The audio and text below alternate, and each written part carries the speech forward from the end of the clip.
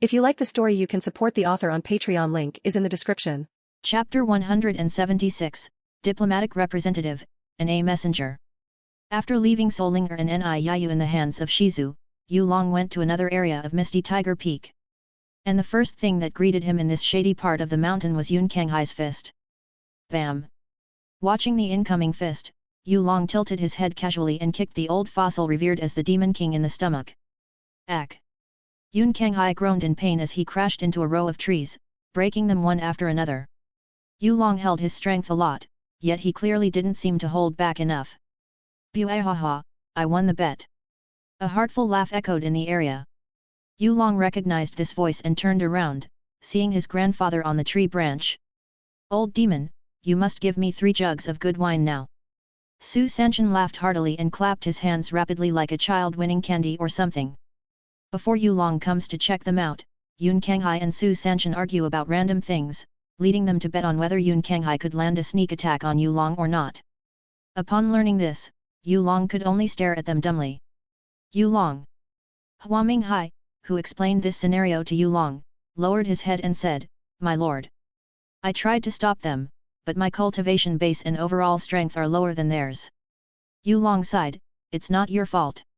I know my grandpa. Even though he has a royal's bloodline, he's wild out of the forest. I can hear you, brat." Su Sanchen complained, but Yu Long ignored him. As for Yun Kanghai, he's the Demon King and the demon known for being devious. Yu Long finished his words. Yun Kanghai clutched his stomach in pain and won't accept Yu Long's slander easily. Fuck you. What a nice day Yu Long had in this world. Anyway, where are Fen Jueshan and Sikong Du? Yu Long asked Hua Minghai. Hua Minghai scratched his neck awkwardly and pointed at the massive tree nearby. The sheer thickness of this tree could rival 4 basketball courts. Yu Long squinted his eyes, seeing Fen Jueshan and Sikong Du punching the wood with their bare hands. After leaving the Heavenly Sword Villa early and meeting Yun Kanghai, they received his teaching. Hua Minghai explained briefly. Since body refiner, Yun Kanghai told them to refine their flesh even further. Such an old-fashioned training. Yu Long commented honestly. Don't you think so, old man? Su Sanchen glanced at Yu Long and waved his hand dismissively. Old-fashioned training is enough for them for now. Their foundation is decent for someone who flash-trained their bodies in 2 weeks, but they crumbled easily in a long battle. I didn't criticize old demon's teachings because he had eyes for something like this. Humph, although I'm old, I'm still the Demon King Yun Kanghai. Yun Kanghai returned with trembling legs. Yu Long peeked at his trembling leg and chuckled, sure. Why you? Yun Kanghai was furious. Old devil, you should teach your grandson some respect. Wahaha, that's my grandson for you. Su Sanchen laughed in return. Yu Long rolled his eyes, whatever, just sit down. I have something to say to you, Yun Kanghai. I don't wanna. Yun Kanghai childishly folded his arm and swayed his head. This is about the illusory demon realm. Hearing that, Yun Kanghai immediately chopped a small tree and sat on the stump. Go on. He responded with a solemn look. Whoa. Hua Minghai and Su Sanchen were impressed. Yu Long could control this wild demon king with just a few words. Yu Long sat on a rock and said, I'll be straightforward with you, old man. I've found my way to the illusory demon realm, and my conquest on that continent is inevitable. You already experienced one of the methods yesterday, as one of my subordinates could easily teleport us to anywhere in this realm with ease. Now, your role in this operation is... Wait, I'm not helping you conquer my homeland, brat. Are you nuts? Yun Kanghai was bewildered by this development. Before Yu Long finished his words, he firmly rejected this plan already. Su Sanchen rubbed his chin at this sight and commented, Hey, old demon. Let Yu Long finish, or you might regret your decision later. Fine. Yun Kanghai responded softly. Brat, continue. Yu Long snorted at this emotional old man and continued, Your role will be the diplomatic representative and a messenger. Since you are the Demon King, you must hold quite an authority in the illusory demon realm, right? Yun Kanghai put on a troubled expression and murmured, a diplomatic representative and messenger. Although I'm the right hand of the Demon Emperor, he and the little Demon Emperor have passed away for quite a while now. The illusory demon realm cannot run without a monarch, so the little Demon Empress should be the one who takes the throne. As the monarch, the little demon empress might hate me. But I have something to help with that problem. Before the demon emperor fell into the enemy's trap, he gave the demon emperor's seal to Yun Kanghai for safekeeping. He also instructed Yun Kanghai to never give the seal to anyone, not even the little demon emperor. But now that the demon emperor and little demon emperor have passed away, the only sole heir is little demon empress. Yun Kanghai knew the importance of the demon emperor's seal as it was the key to entering a special area, and the little demon empress needed it. You said messenger earlier. What kind of message do you want me to convey to the little demon empress? Yu Long smiled and said, I want you guys to surrender to me. Are you joking? Yun Kanghai couldn't help but ask. I'm serious, serious.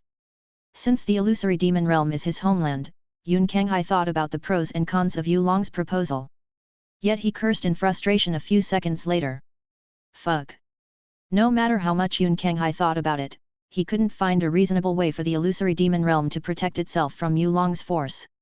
I don't have any other choice, am I? Yun Kanghai gazed at Yu Long wryly. Yu Long shrugged, feels free fighting Muzan and Shizu. Even if we took Yu Long out of the force, Yun Kanghai knew Muzan and Shizu alone were enough to decimate the illusory demon realm. And he'd rather fight the 4 great sacred grounds face to face than those 2 monsters. This is bullying. Yun Kanghai was sure that Yu Long proposed this plan because he didn't want to dirty his hands. You have 3 seconds to decide.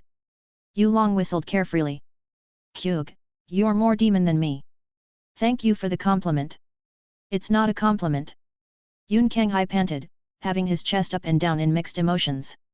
After a while of grumbling, Yun Kanghai gritted his teeth and answered Yu Long's plan. Ugh, I agree. Good. Yu Long laughed while throwing something at Yun Kanghai. Yun Kanghai caught the item and found it was a spatial full of jade bottles. What's this? He brought one out. It's a true heart-opening liquid. Yu Long answered and dug his ears lazily. True heart-opening liquid. Su Sanshin blurted when smelling a familiar scent. You improved the great heart-open liquid, Yu Long. Yup, I gained some new herbs recently, and with them, the true heart-opening liquid was born. It's 10 times more effective than the great heart-opening liquid, but one can only consume 3 per month. What is the use of this liquid? Yun Kanghai felt left out. Hua Minghai stared at Yun Kanghai enviously and said, Heart-opening liquid is a miraculous drug invented by my lord. It can open one's profound veins, but its greatest effect is increasing sensitivity. Simply put, you can feel the surrounding profound strength better and comprehend natural phenomena faster. The one in your hand is the best version so far. What? Yun Kanghai was shocked and hugged the bottle like a precious treasure. This thing is better than overlord pellets from the illusory demon realm. Don't be jealous. Here is your portion. Yu Long handed another spatial ring to Hua Minghai and his grandfather. He also brought 2 more spatial rings for Fen Jueshan and Sikong Du. Okay, my matter here is over. See you later. He was about to kick the ground when Su Sanshin called him out. Wait, Yu Long. Yu Long glanced at his grandfather. What's the matter? Su Sanshin patted his chest and said, Go to your grandma. She has something to say. Grandma. Yu Long had a premonition. A bad one at that. Yet. Nanan is waiting for you at the Misty Tiger Peak's yard. Su Sanshin nodded with a mysterious smile. Even though Yu Long has a hunch, he still follows his grandpa's words and goes to the yard. Chapter 177, Grandmother's Story. Yu Long arrived at the yard and felt a chill in his spine. Su Nanan carefreely sat on the artificial pond's edge, feeding fish with green-colored pellets. You're here. She turned around when sensing someone's presence and left Yu Long dumbfounded. Her face is that of her 30s self, having very few wrinkles but still appearing very beautiful. However, what shocked Yu Long wasn't that. Behind Su Nanan, a massive projection stood firmly. It towered over the surrounding trees and cast a shadow over them. It also has human-like qualities, such as limb-like branches and a crooked face. Yes, this is a treant. Su Nanan has been cultivating art of prying wood Yu Long tailor-made for her. To Yu Long's surprise, she actually reached such a high mastery to the point of forming her own profound manifestation.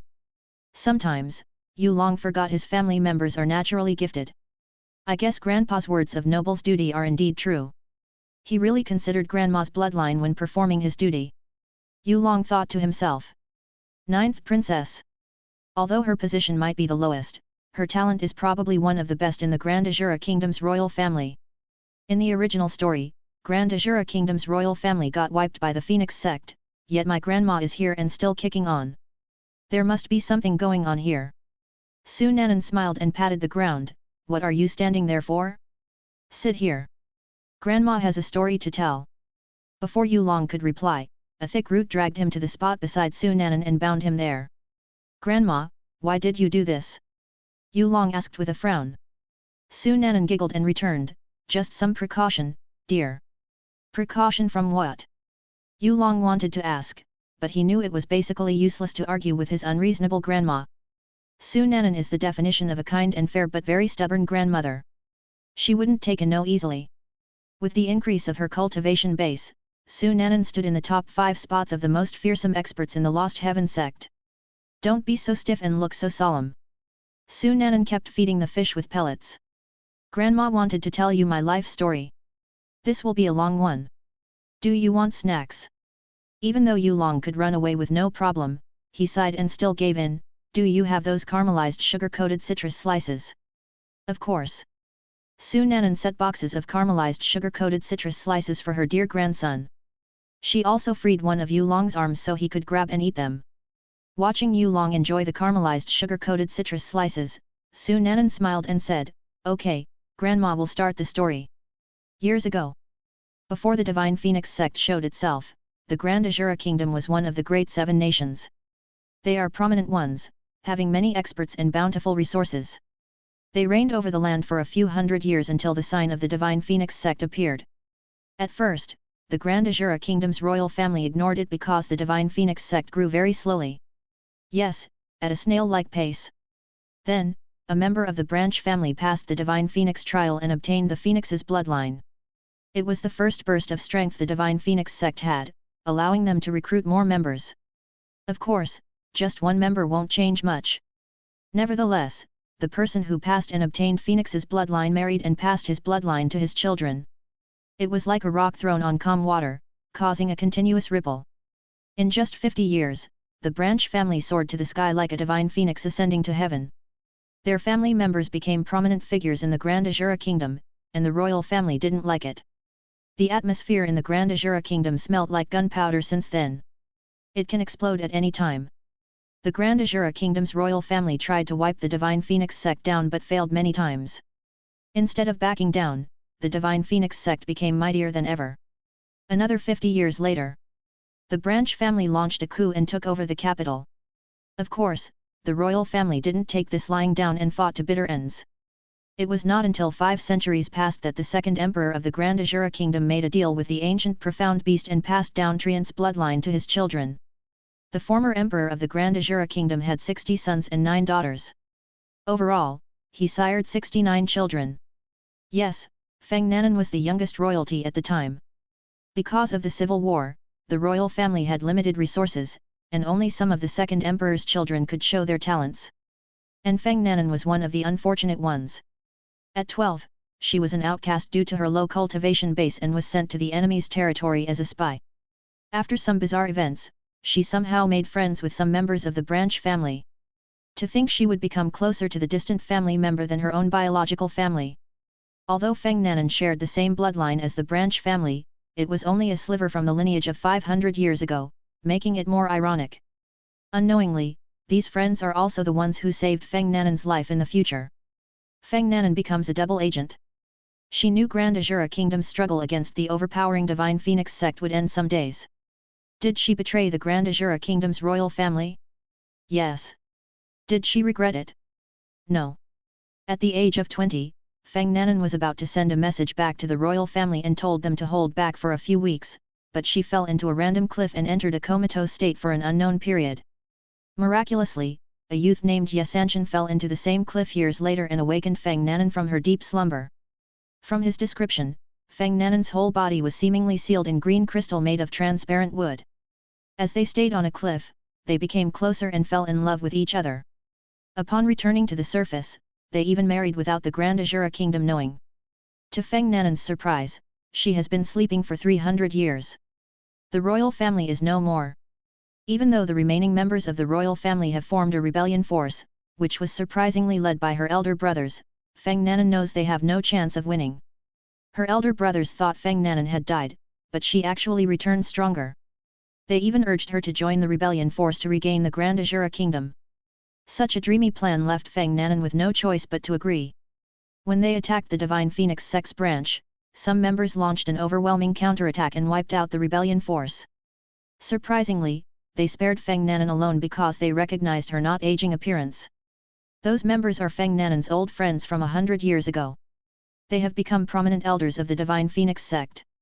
One of the elders is the Divine Phoenix Empire's royal family prince, Feng Tianwei. Feng Tianwei was shocked to see Feng Nanan again. Not only Feng Nanan didn't age, but her bloodline's potency and quality were also higher than his phoenix's bloodline. Because of this, Feng Tianwei shamelessly asked for Feng Nanan's hand for marriage. Feng Nanan's husband, Ye Sanshan, won't let that happen and fought Feng Tianwei for weeks to a draw. Once again, Feng Tianwei was shocked. He also detected an extraordinary bloodline from Ye Sanshan but couldn't recognize it for some reason. Of course, Ye Sanshan wouldn't reveal his background as the prince of the Eternal Night royal family to others. Well, Feng Tianwei had a different idea.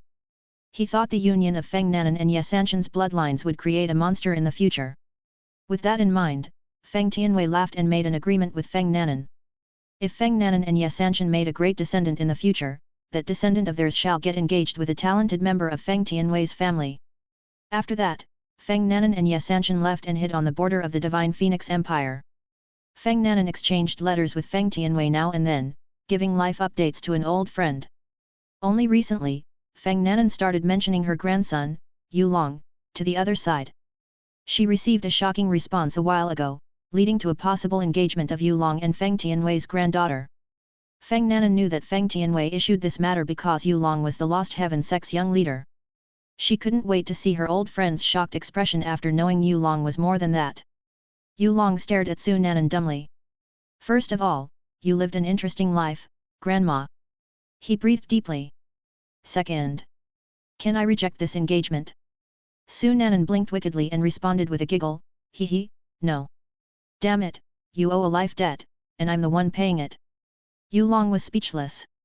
We will visit the Divine Phoenix Empire in a week or so. Prepare yourself because I heard your fiancé is the #1 beauty of the profound sky continent. After saying that, she gave Yu Long a pinch on the cheek and walked away gleefully. I hope Tianwei's old bones shook when meeting you. Kukiku, my grandson is no ordinary person. Watching Su Nanan's back, Yu Long's face couldn't help but twitch in helplessness. Feng Tianwei. #1 beauty in the profound sky continent. Wait, don't tell me my fiancé is. Yu Long stood motionlessly with a bewildered expression. He gazed into the distance and cursed, fuck, this must happen because I shattered Yun Che's fate. His nonsense protagonist fate went to me instead. No wonder Yu Long felt his golden karmic thread become bigger, even though he didn't do anything much recently. God damn it. Chapter 178, Growing Buds of Feelings. Yu Long sourly chewed the caramelized sugar-coated citrus slice and walked down the stairs. After hearing his grandmother's story, he was helpless with his current situation. Why the sour mood? A voice appeared out of nowhere. Oh, it's you. Yu Long turned around and saw Lily leaning on the wall with a gourd bottle. What are you doing here, Lily? I thought you went to the Fallen Star region. Lily sipped her gourd and answered, I sent my clones there. Also, the Fallen Star region? You named the territory without others knowing. You're answering my question with more questions. Well, you can't blame me on that. Whatever. Fallen Star region is none other than the territory where the Heavenly Sword Villa and the Heavenly Sword Mountain Range exist. It spanned to the nearby seashore, making it a strategic land to develop. No one claimed this territory because everyone was afraid of it. After all, the mountain range disappeared alongside the infamous Heavenly Sword Villa and was abruptly replaced with new ones. On top of that, the surrounding territory is suddenly surrounded by these mysterious grey mists, which prevent anyone from seeing what lies behind it. Many believed Heavenly Sword Villa provoked a godlike existence, and the 4 great sacred grounds were even more sure that the Demon King Yun Kanghai was behind this. Yu Long couldn't help but laugh at these people's wild thoughts. Even though Yun Kanghai was strong, he had no power to fix the whole land and replace the terrains. Anyway, back to Yu Long and Lily's banter. Yu Long squinted at Lily's gourd and said, Hey, Lily. Give me a sip. What? No. So petty. It's not like the drink made of gold. It is made of gold. Yulong moved like lightning and snatched Lily's gourd, drinking the content as fast as he could. It was a refreshing liquid that traveled smoothly down his throat. He doesn't know what it is. But the drink tastes divine. Yulong glanced at Lily and found her blushing. He would have never expected a shy Lily to look this cute. Ah, this is technically an indirect kiss. Such a thought flashed before Yulong's mind. Awkwardness brewed between the two of them. Sorry. Yulong handed the gourd back. Lily stared at the gourd dumbly and fell into a deep thought. After a while, she snatched the gourd back and took a huge gulp, even licking the ends shamelessly. Lily. He stretched his hand, but Lily's response puzzled him instead. Stop talking, and kiss me. Hey. Kiss me, or you have no balls. Yulong scowled and pressed Lily against a wall. He cornered her with his arm slamming against it, making her breath harder. Yes, this is the legendary Kabadon. Lily was flustered, but she was more thrilled than anything. Yulong lifted Lily's chin and took her lips for granted. She couldn't say anything as their tongues danced in this hot mess. Lily hasn't kissed anyone, so having Yulong French kissing her is a new experience. She has never expected making out to be this good. No wonder Xia Qingyu, and recently Hong Guan act chummy with Yulong every single possible time. Sweats trickled on their bodies as Lily felt her body heated up. At this point, she would melt. Well, her nether region melts already. Yulong wanted to take one step further. Still, he should consider Lily's feelings and stop kissing her. Pwah! They both gasped for air. Lily felt sweaty. Weirdly, she didn't mind the lingering heat in her body. Striking iron while it's hot, Yulong rubbed Lily's nape and asked, do you want to keep going? And no, let's stop here. Lily was stunned before consciously shaking her head. Yulong doesn't find this surprising. Lily wasn't the type of person who likes to risk things. She wanted to prepare a few things before letting Yulong eat her. Sure, let's take things slowly. He pecked her on the forehead. He chuckled and then playfully added, don't make me wait too long. You don't want me to attack you randomly at night, no. Lily responded with a shy nod. After that, Lily also kissed Yulong lightly and ran away. Yulong watched Lily running like a rabbit and brushed his lips. I didn't expect her lips to be that sweet. Maybe the drink affected our kiss. Interesting. Yulong somehow began to crave women's bodies. Of course, in a good way. After the short episode with Lily, Yulong also checked the condition of frozen Cloud Asgard's ladies. Jumping from the yard to the misty ice area, he could sense a powerful chill not far away. He waved his hand to repel the chill. Such coldness, it must be Chu Yueli. Not far away, Chu Yueli meditated in the middle of an artificial lake. An ice platform kept her from falling, having this hexagonal snowflake shape. From Chu Yueli's profound energy, she must be close to breaking through her chronicle of frozen world. Yulong noticed weird energy in Chu Yueli's body. And it's not a good thing. Chu Yueli suddenly opened her eyes and spewed a mouthful of blood, causing some red ice tears to appear. Yulong went to the platform and stabilized her condition. Yueli, are you okay? I'm okay, young master. Chu Yueli smiled weakly. Just felt a little under the weather. You're a cultivator and use ice elements daily. What do you mean by little under the weather? Yulong snorted as he checked her condition. He frowned and asked, you have clogged blood all over your body. Since when did this happen? Answer me honestly, Yueli.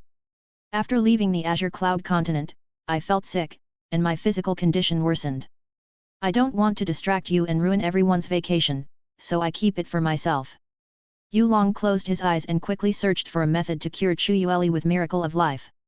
3 seconds passed, and Yulong sighed in relief because Chu Yueli's condition wasn't life-threatening. Blood-thickening disease. When one's cultivation base rapidly soared, there was a chance of undergoing blood-thickening disease. It's a rare case of someone's bloodline getting stronger alongside their cultivation. Your bloodline is that of Altered Phoenix's bloodline. Although the quality is just right, you lack quantity. Yulong commented calmly. Thankfully, you can always produce more Altered Ice Phoenix's bloodline with your bone marrow. So, I'm fine. Chu Yueli wiped the blood from her mouth. Yu Long picked a handkerchief and wiped the blood for her instead. Yes and no. You wouldn't die, I guarantee that. But you could lose your altered ice phoenix's bloodline. Don't practice Chronicle of Frozen World until I treat you. You should always be on my side for the next 2 weeks. Coincidentally, we will go to the Divine Phoenix Empire and visit my grandmother's old friend. Hearing Yu Long's order, Chu Yueli couldn't help but smile because he cared for her well-being. Okay. She nodded giddily. Yu Long massaged Chu Yueli's arm and unclogged some of her vessels, allowing altered ice phoenix's bloodline to flow better. He kept doing this for 15 minutes, squishing her soft and well-endowed body. MMH. Chu Yueli let out a soft moan. They stared at each other and blinked in surprise. Young master, Chu Yueli wanted to explain. Shush. Yu Long kept Chu Yueli's mouth shut by kissing her. Maybe Jasmine is right all this time. Yu Long is a scoundrel. Chapter 179, Chu Yueshan's Altered Bloodline. 6 days later. Under a shady tree, Yu Long and Chu Yueli sat beside each other. Yu Long rubbed Chu Yueli's arm and sighed, "You can cultivate now, but don't attempt to break through any time soon." Thank you, young master." Chu Yueli shivered after Yu Long's pleasant touches left her body. Even then, she longed for this sensation ever since he began treating her. Yu Long blinked and commented, "You don't have to be informal when it's just the two of us." Chu Yueli responded stubbornly, "No, I can't do that." Okay, I'm just saying." Yu Long chuckled in amusement. He stared at the field a few yards away and added, "Yueshan really focused on her training, hey." After watching the destruction Dulahan has done and a glimpse of your full power, Chu Yueshan has dedicated herself more to training. Even in her sleep, she still honed her heavy sword's mastery. Chu Yueli looked at her sister, who swung Song of the Broken Pines continuously. Chu Yueshan's once thin and graceful body gradually became toned over the past months. She's not muscular, as her muscles barely show, but swinging a heavy sword strengthens her physically. She has asked for advice from Kang Yu, developing her pink muscle tissues. She's good. Yu Long couldn't get his eyes off Chu Yueshan, who gilded and danced with Song of the Broken Pines on the ice field. Cleverly using the Song of Broken Pines' weight, Chu Yueshan could shift her position around and deflect incoming attacks. If one's eyes are not detailed enough, it looks like the heavy sword is controlling her body. Now that I think about it, I haven't given Chu Yueshan a bloodline. He realized something. You haven't? Chu Yueli was startled. Then, how could she develop this far? Yet, besides resources and some advice, Yueshan achieved everything so far with her own hard work. Her compression level is actually better than yours, no offense. Yu Long rubbed his chin. Chu Yueli smiled, "My sister is always the talented one of the bunch. But I wouldn't let her chase after me easily. She's chasing, yet I'm sure the gap between us is wide enough." So petty. Yu Long couldn't help but comment. "I would be embarrassed if she overtook me, young master. It is my pride as your maid and lover. After all, I've been on your side longer." Chu Yueli put on a fake angry expression. Yu Long pinched Chu Yueli's nose and warmly returned, "I like that part of yours. Still, keep it in moderation for now. You're still sick, and Yueshan hasn't completed her training." "I'm not a demon, young master. She's my one and only sister." Chu Yueli nodded and slowly leaned against Yu Long. After an hour of napping, Yu Long felt someone approaching them. It was Chu Yueshan, who wiped her sweat with a towel. "You finished your session today?" Yu Long lazily opened his eyes. Chu Yueshan gave him a nod, "Yes. I can handle Song of the Broken Pines well now. I tried incorporating Frozen World art into my swordplay, but it's a little hard." Yu Long stared at Chu Yueshan's eyes and didn't feel any jealousy from them. When Chu Yueshan looked at the sleeping Chu Yueli, he only felt her worry for her sister.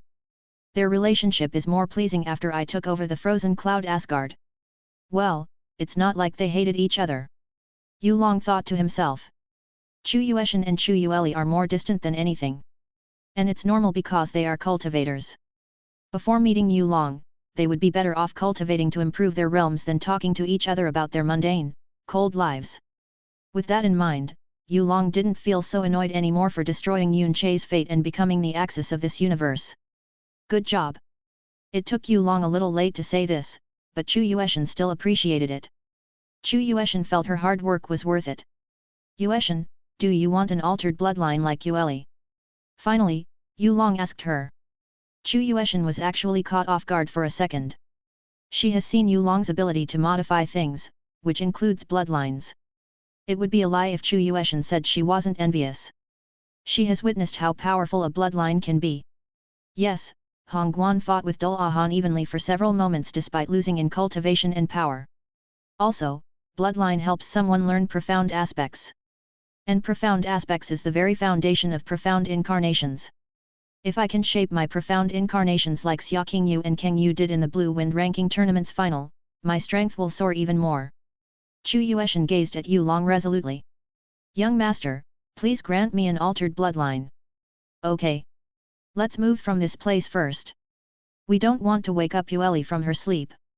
Yu Long flashed a smile. Chu Yueshan agreed because she didn't want Chu Yueli to be disturbed. After placing a barrier around Chu Yueli and a pillow to support her back, Yu Long grabbed Chu Yueshan's hand and teleported from the misty ice area. They landed on an empty field, which made Chu Yueshan curious. Where are we?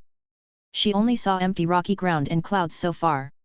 Yu Long waved his hand to push some clouds away and replied, "This is Drifting Cloud Mountain Range." Wait, Drifting Cloud Mountain Range is? Yes. It's near my hometown, Drifting River City. Yu clan stood here for years, and my father, mother, and baby sister also live here. Yu Long gazed into the distance, finding a familiar residence. Yu Long didn't pick this place randomly because he wanted to know his younger sister's condition. He's asking Simu, the 3,000 tons ant queen, for an update. In the meantime, Yu Long checked Chu Yueshan's body and asked for her desired beast's image in her head. Yu Long wouldn't have done something like this years ago because his resources and bloodline samples were limited. Even if he kept synthesizing the bloodlines to make more bloodlines, they began to lose their complexity after 2 or 3 attempts and become wasted crumples of DNA instead. Well, Yu Long doesn't lack samples now.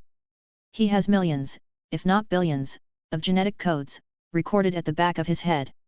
He only needs to make them into existence with Kaiju Maker.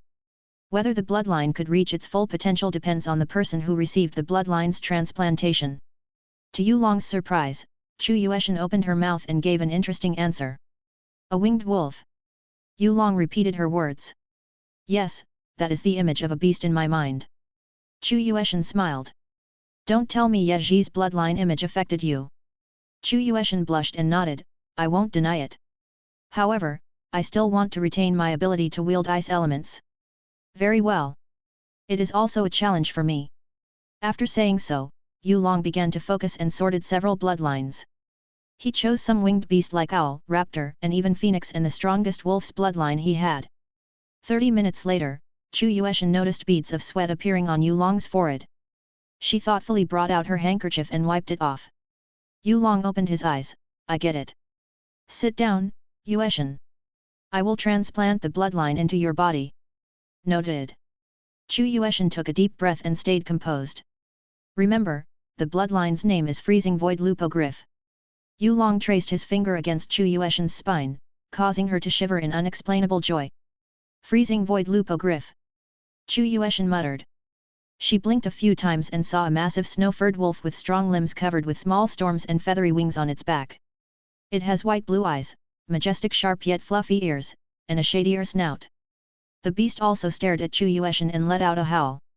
Ayuuuuuuu. Chu Yueshan's soul shook violently as miraculous changes occurred to her body.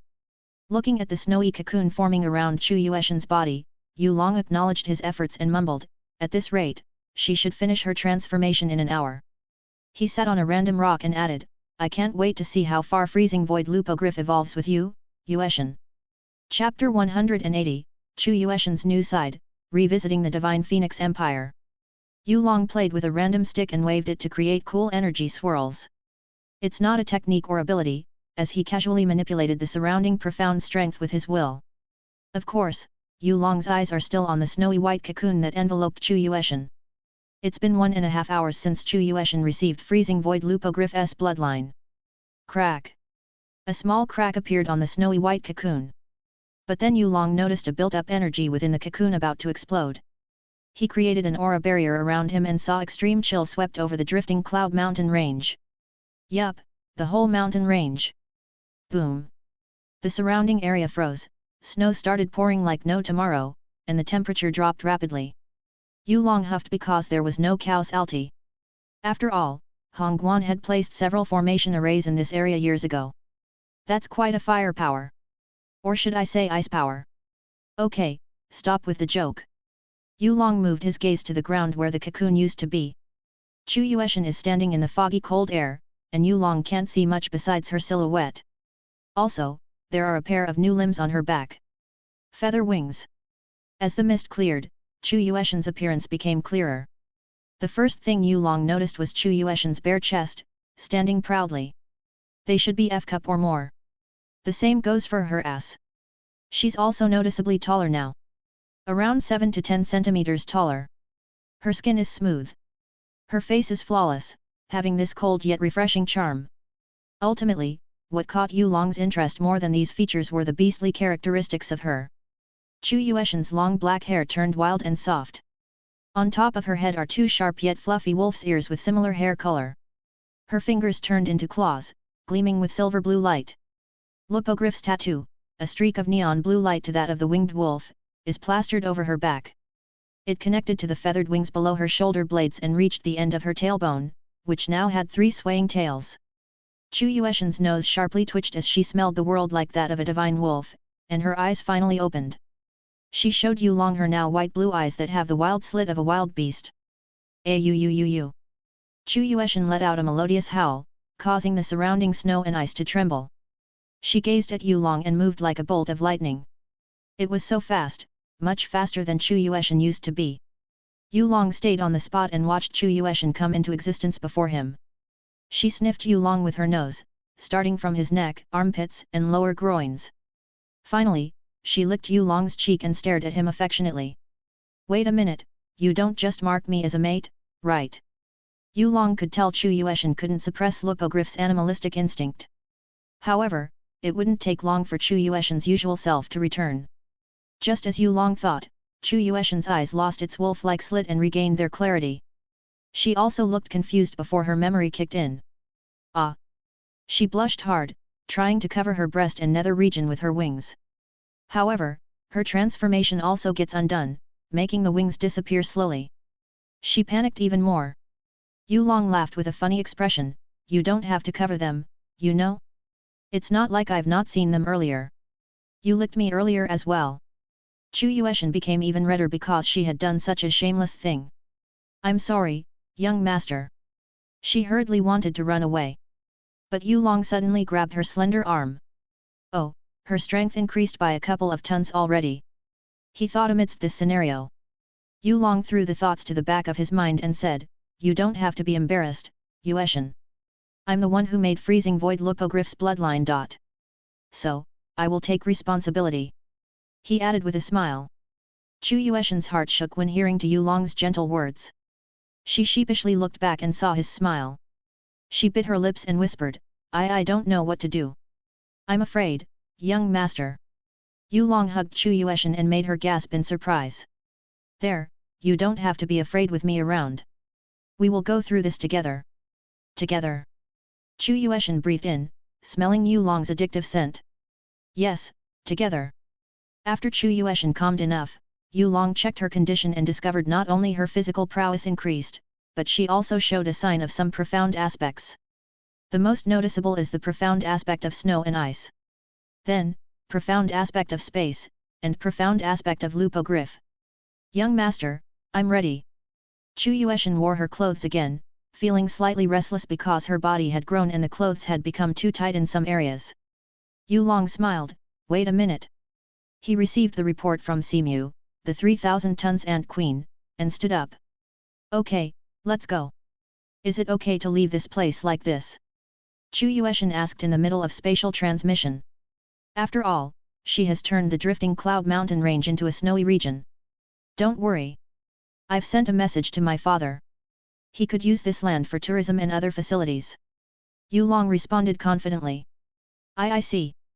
Chu Yueshan sighed in relief because she didn't leave a problem for people around. Yulong brushed Chu Yueshan's hair from her face and suddenly kissed her lips. By the way, that's part of my compensation. Chu Yueshan's beautiful white blue eyes widened as they arrived at the Lost Heaven sect. You can ask for me later. Yu Long chuckled. For now, rest and regain your mental fortitude. After saying that, Yu Long walked away. Chu Yueshan stood there like a frozen statue and slowly traced her lips with her finger. More. She pursed her lips. Someone is happy. Chu Yueli appeared out of nowhere and went to Chu Yueshan's side.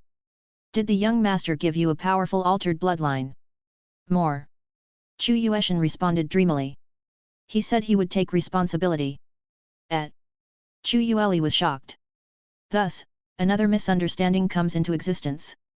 The next day, Yu Long, Su Nanan, Lily, Chu Yueli and Chu Yueli stood outside the Lost Heaven sect. They are ready to visit the Divine Phoenix City. Grandpa doesn't go? Yu Long asked his grandmother. Su Nanan shook her head. Well, it's for the good. If your grandpa saw Feng Tianwei, he would do anything to settle some scores and sulk when lost. What if he wins? Lily stepped in as she couldn't help but become curious. Well, he would do his best to shove his victory against Feng Tianwei's face. Su Nanan laughed. A few years ago, he won a bet and made Feng Tianwei spend 30 million purple profound coins. He always told me to bring up the 30 million every time I sent a letter to Feng Tianwei. Damn! Yu Long and Lily were impressed. Chu Yueli and Chu Yueshan were also impressed by Su Sanshan's other level of pettiness, but they didn't utter a thing. The misunderstanding yesterday caused quite a competitive spark between the sisters. Let's stop talking about this matter. Our ride is here. Su Nanan gazed at the sky and saw a giant bird descending. As they boarded the giant bird, Yu Long glanced back at the Lost Heaven sect and mumbled with a helpless laugh, haha, Linger will be mad at me later. Well, Shizu can always teleport her to my side. Chapter 181, A Gift, and finally meeting another heroine. Where are we going? It is not the direction of the Divine Phoenix Empire, Grandma. As the group of 5 traveled across the sky, Yu Long noticed something weird. Su Nanan let out a hearty laughter as she responded, I have to get something for my new granddaughter-in-law first. No. We are going to an old home of mine. The gift for her is there. She glanced at Yu Long's partners and added, don't worry, I will give you 3 gifts when the time is right. No, you don't have to trouble yourself, ma'am. They responded quickly in return. Hehe, you can't refuse. Su Nanan adamantly said. Since my grandson is the inheritor of the Eternal Night royal family, the least I can do is treat his partners right. Remember, we are family. And family is strong together. Lily, Chu Yueli and Chu Yueshan felt touched by Su Nanan's words. Yu Long watched this conversation happen and smiled inwardly because his grandmother was thoughtful despite her stubbornness. The giant bird decreased its speed and descended to the desolate-looking plain. Why did Grandma bring us here? Yu Long didn't sense anything unique about this place. That's until Su Nanan waved her hand and unsealed endless vitality from underground. In Yu Long's vision, the desolate plains looked like a field of vitality. Green rays burst out from cracks in the ground, creating pillars of energy. Wood element, Trient. He was stunned. The giant bird landed near a cliff, and Su Nanan jumped down, follow me. Yu Long and his companions glanced at each other before following Su Nanan into the cliff. They landed on the bottom and saw lush vegetation of wild flowers, grasses, vines, and thick roots. Yet all this vegetation pulsated with vitality from a massive green crystal ahead. The green crystal's size is that of 10 adults, and there is a human-shaped hole on the bottom of it. Grandma, this cliff. Yu Long finally connected the dots and realized what this place was. Yes, this is the cliff I fell into years ago. This place is also where Su Sanshan found and awakened me from a deep slumber. Su Nanan nodded calmly. I call this place Evergreen Cliff. Feel free to pick some vegetation here. These are excellent for the artifacts material and alchemy's ingredients. Lily was the first to move, with a cat-like glow in her eyes. She went to random bushes and began digging. She truly lived up to her role of money-loving woman. A change happened in Lily when staying in this area. Her grass dragon's bloodline grows more potent with the thick yet pure wood elements. Go pick those thick roots. I can make something of them. Yu Long gives Chu Yueli and Chu Yueshan an amusing look. They were startled but caught on to his idea pretty quickly. Yu Long's gaze returned to his grandma as he saw her breaking some green crystal with her bare hands. The green crystal emitted intense vitality, which Su Nanan sealed with his profound energy. She also carved the crystal into a hairpin with aesthetic carving. Blowing the hairpin, Su Nanan returned a clump of dust to its origin. Do you want this? She felt Yulong's gaze on the crystal. Will you give it to me? Yulong returned with a smile. Su Nanan found Yulong's response dumb and snorted, what kind of grandma wouldn't give her grandson some pretty rocks? With a flick of Su Nanan's finger, a head-sized rock landed on Yulong's arm. Thanks, grandma. Yulong could tell this green crystal has a deep history. He can ask Shizu for information later. Well, let's go to the Divine Phoenix Empire now. Su Nanan said after putting her gift in a box. She turned around and spotted Lily with 3 giant pouches. Her lips twitched slightly. You really took my words for granted, hey. Air. Lily scratched her cheeks shamelessly. I can return one of the pouches if you want. Never mind, keep them. Su Nanan brushed it off. We are late anyway. Sealing the desolate land back, Su Nanan ordered the giant bird to take them to the Divine Phoenix Empire. She rubbed the bird's feather and mumbled, it's been a long time since I visited the Divine Phoenix Empire. Let's see if Feng Tianwei is healthy enough to meet me. 3 hours later. The giant bird gradually approached the Divine Phoenix City. Yulong saw the bustling city he visited before and commented, well, nothing changed. Oh, you visited the Divine Phoenix City before? Su Nanan was intrigued. For business, yes. Yulong answered honestly. He makes it sound casual and doesn't bother to explain that the Shadow Realms branch wanted to rebel. Lily and Chu Yueli also knew about the rebellion as they were there. Still, they kept their lips sealed tight. They stopped by a tree on a hill and walked to the Divine Phoenix Empire on foot. Upon reaching the gate, Su Nanan pulled a wooden plaque, which made the guards kneel in horror before her. Yulong was interested in what was so special about the wooden plaque but only saw 2 words carved into it. 9th Azura. Imposing title. Yulong rubbed his chin as they entered the city. Su Nanan slowly leads them into several alleyways before stopping at an ordinary-looking tea house. Welcome to Elegant Fire Tea House. A waitress greeted them with a professional smile. Su Nanan opened her mouth, 3 moons, 2 jade cups, and sun-kissed tea. The waitress's eyes couldn't help but widen in shock when hearing the codes. However, she quickly regained her composure because Su Nanan was actually a prominent guest. She nodded at Su Nanan without uttering a thing, escorting them to the grandest yet quietest place in the Elegant Fire Tea House. They entered an open area surrounded by a beautiful garden of various plants and an artificial river. A pavilion made of mahogany woods entered their vision, standing firmly in the garden's center. Yulong noticed several arrays of formations placed in this place, hiding the garden from the outside world. If one's sense is not keen enough, one wouldn't find such a place behind the ordinary-looking tea house. It included Yulong a few months ago as he was busy recruiting Hua Minghai rather than scouting the area. Lily, does Shadow Realm have information about this place? Yulong finally asked Lily. Lily gave Yulong a nod and telepathically responded, yes, our agents did notice some influx of influential people around this tea house, but I don't think we know about this secret garden. It looks like a secret gathering place inside another secret gathering place. Haha. Yulong chuckled a little at Lily's last line. Did you find something amusing, Yulong? Su Nanan asked in puzzlement. Yulong coughed, it's nothing. They finally arrived at the pavilion, and the waitress brewed tea for them. As they enjoyed tea and snacks from the tea house, Yulong heard some footsteps. He tilted his head and spotted a group of 3 approaching with this noble yet fiery aura. For your ordinary cultivators, this aura is menacing. But Yulong found it weak and unrefined. Of course, there is an exception. Behind 2 elderly, a young lady who looked like a fairy walked with gentle steps. Her petite body excluded youthfulness and endless vitality. Wearing a slightly revealing red dress makes her even more beautiful. She looks like a doll. Her white snow-like hair flowed down her back like a waterfall. Innocent blue eyes, a small nose, and enticing lips made her face charming. Lastly, she have this golden red flame mark on her forehead, indicating her as the complete inheritor of Phoenix. Tianwei. Su Nanan called out an elderly with a stern, grudging expression. Nanan.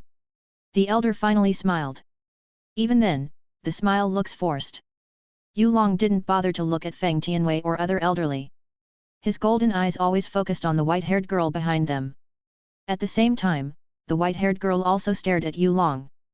The world seemingly froze as Divine Phoenix's essence, origin energy, and bloodline inside them cried in happiness because of this reunion.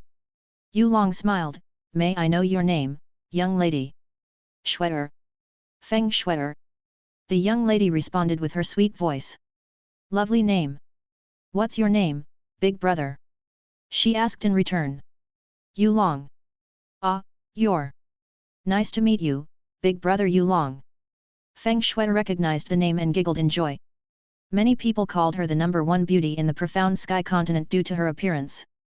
She's also given the title Princess Snow. She's the princess of the Divine Phoenix Empire, the sole disciple and heir of the Phoenix God. She's also one of this world's heroines. Feng Shue'er. Chapter 182, The Reason Behind Their Eagerness. In the pavilion, two sides stared at each other calmly. The waitress poured tea for everyone and then excused herself from the place. She could tell the atmosphere was too tense for someone her level to stay. But to think that Madame's companies are the previous emperor, and Snow Princess. Her background can't be normal. The waitress thought as she exited the garden. Yulong sipped the tea and kept staring at Feng Shue'er. Feng Shue'er is a beauty. One that deserves her title and not just a simple talk of the town. However, she's 2 years younger than Yulong. Although her beauty is budding wonderfully, Yulong could only helplessly raise his hand in defeat.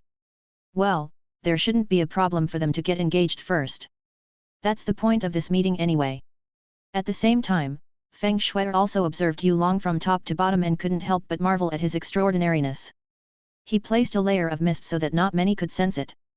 But Feng Shue'er is a complete inheritor of the Phoenix God. She could see much more. Unknown to Feng Shue'er, even what she saw is only the tip of the iceberg that Yulong revealed purposely to her. What's with this tense mood? Su Nanan finally opened her mouth. "Tianwei, how are your bones? Does it rattle these days?" Feng Tianwei's mouth twitched as he responded, "I might be old, but I'm not that old." "Hehe, I can see that." Su Nanan smiled a little. Su Nanan moved her gaze to Feng Hong Kong and casually asked, "What about you, little Hong Kong? I heard that the Divine Phoenix Empire is closing the southern border." Even though the little Hong Kong nickname is irking, Su Nanan is someone of his father's generation. So, Feng Hong Kong could only answer. Feng Hong Kong raised his brow and replied, "The situation on that border is rather bad these days. Just recently, a large chunk of land got wiped and replaced with a misty domain. I believe a sect called Heavenly Sword Villa used to stand there, but I don't think they are around now. I've asked some survivors, yet they answered like they've seen gods." Yulong and his companions have an awkward expression when hearing Feng Hong Kong's replies. "If you wanted to know more, shouldn't you ask your grandson?" Feng Hong Kong redirects the conversation by glancing at Yulong. The Lost Heaven sect should have some information about the Heavenly Sword Villa's disappearance and the recent situation. "Right, young man." "Young man, hey." Yulong faced Feng Hong Kong with a polite look. He nodded and then sighed, "That's right, Grandma. Ah, where is my manner? Nice to meet you, Your Majesty, Elder Tianwei, and Feng Shue'er. I'm sure you know about me already, but I will introduce myself. My name is Yulong." Feng Tianwei and Feng Hong Kong were surprised to find a young man like Yulong this humble. After all, Yulong didn't mention he was the young leader of the Lost Heaven sect, unlike other young masters who like to boast about their backgrounds.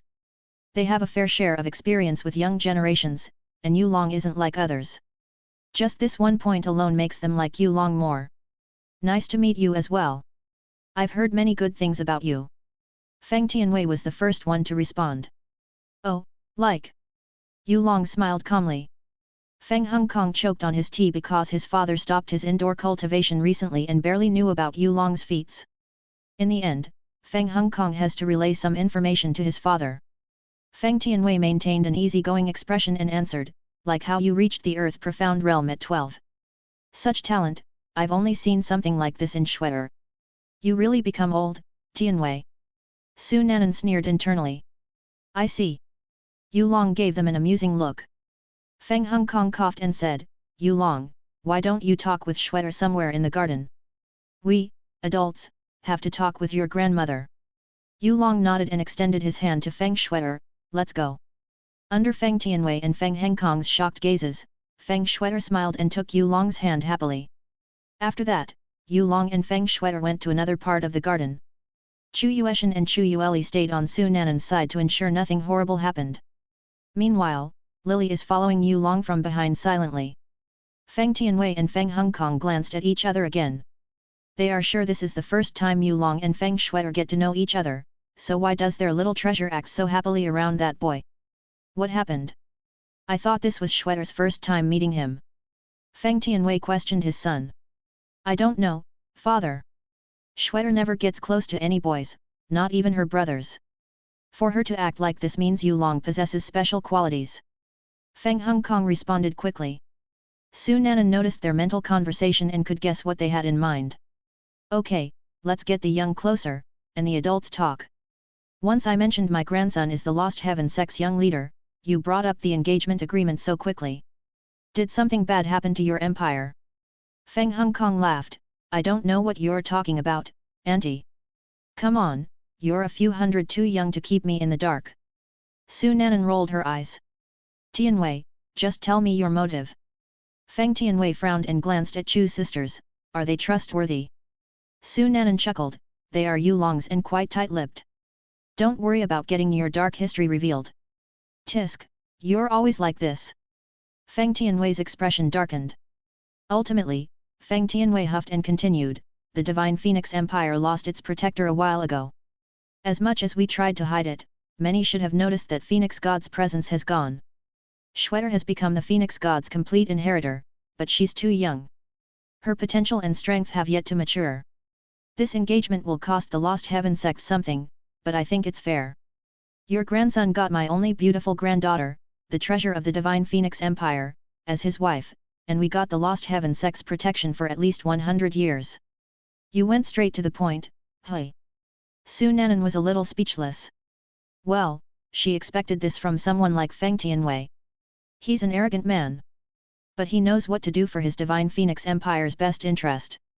It might look like he was sacrificing his granddaughter. However, Feng Tianwei was wise with it because not many young men could catch his attention, and Yu Long fit all the criteria. Feng Tianwei felt better knowing someone as capable as Yu Long took his granddaughter's hand in marriage later. It's a win-win situation for him and the Divine Phoenix Empire. Nanan should think so as well. He gazed at his old friend. He could still feel radiating vitality from her. Su Nanan rubbed her forehead and mumbled, Phoenix God. Since Su Nanan came to know Yuan personally, she knew the history of the Phoenix sect. Well, I can't possibly tell them that the other half of Phoenix God is my grandson's servant, no. That would mess things up. And that girl, Shui'er, she's not bad. Let's say the Lost Heaven sect is willing to give the Divine Phoenix Empire its protection. You should have noticed we are on bad terms with the 4 great sacred grounds. So, this engagement is no different than making more enemies. Auntie, I believed in Lost Heaven sect's strength. Feng Hongkong suddenly chimed in. Rumor says the Lost Heaven Master is the closest person who could reach the profound God realm, and I don't think that's just a rumor. So what if we are making enemies with the 4 great sacred grounds? I don't think they could rival Yu Long's teacher. Obviously. That Lost Heaven Master is merely my grandson's profound incarnation.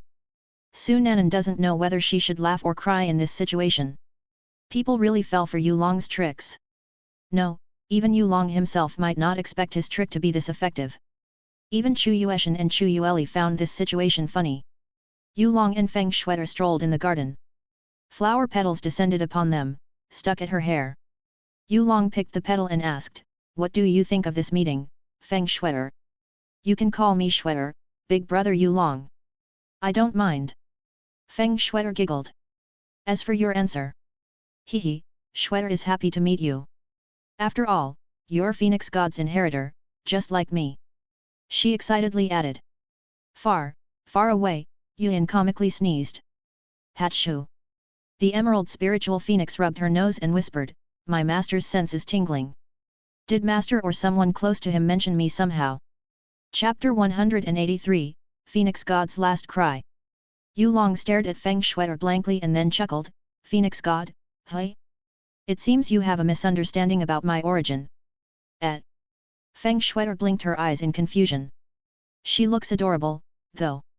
Yu Long gave Lily 2 finger signs, and she tapped the ground lightly with her shoes. A bright white line spread from her leg and formed a formation array to cut this part of the garden from the outside world. Feng Shuier couldn't react in time because everything happened so fast. When she realized the woman, Lily, behind Yulong had done something to the area, she felt the formation array formed. She learned about arrays from her teacher, but this was her first time seeing someone do it instantaneously. So fast. She mumbled while gazing at Lily. Lily felt the gaze of Feng Shuier but ignored it. She kicked some rocks on the ground and uninterestingly closed her eyes, thinking about more interesting. Yup, something more naughty. Feng Shuier was disappointed that Lily didn't respond to her gaze. She pouted and looked back at Yulong. Big brother, your maid is amazing. Yulong smiled and fixed her misunderstanding. You get it wrong, Shuier. Lily is not a maid. She's one of my soon-to-be wives. Oh. Feng Shuier was surprised. And wives? She didn't think much of it at first. But she quickly realized an extraordinary person like Yulong was bound to have a harem. Feng Shuier also heard that the Lost Heaven sect's young leader has two fiancées. One is a young woman called Xia Qingyu, and the other is the princess of the Blue Wind Empire named Kang Yu. They fought in the Blue Wind ranking tournament's final and made some heavenly phenomenon. Counting the sunny-looking woman called Lily and the other icy ladies in the pavilions, Yulong has 5 women already, or maybe more because Feng Shuier doesn't know them yet. How many exactly are your wives, big brother? Feng Shuier was a little curious. It was not a question Yulong expected from her. Yulong squinted his eyes and answered confidently, at the moment, 7. At the moment, so there would be more in the future. Feng Shuier nodded in understanding. Well, you can be the ATH. Yulong flashed a cheeky smile to erase the awkwardness. Feng Shuier blushed, we are just getting to know each other.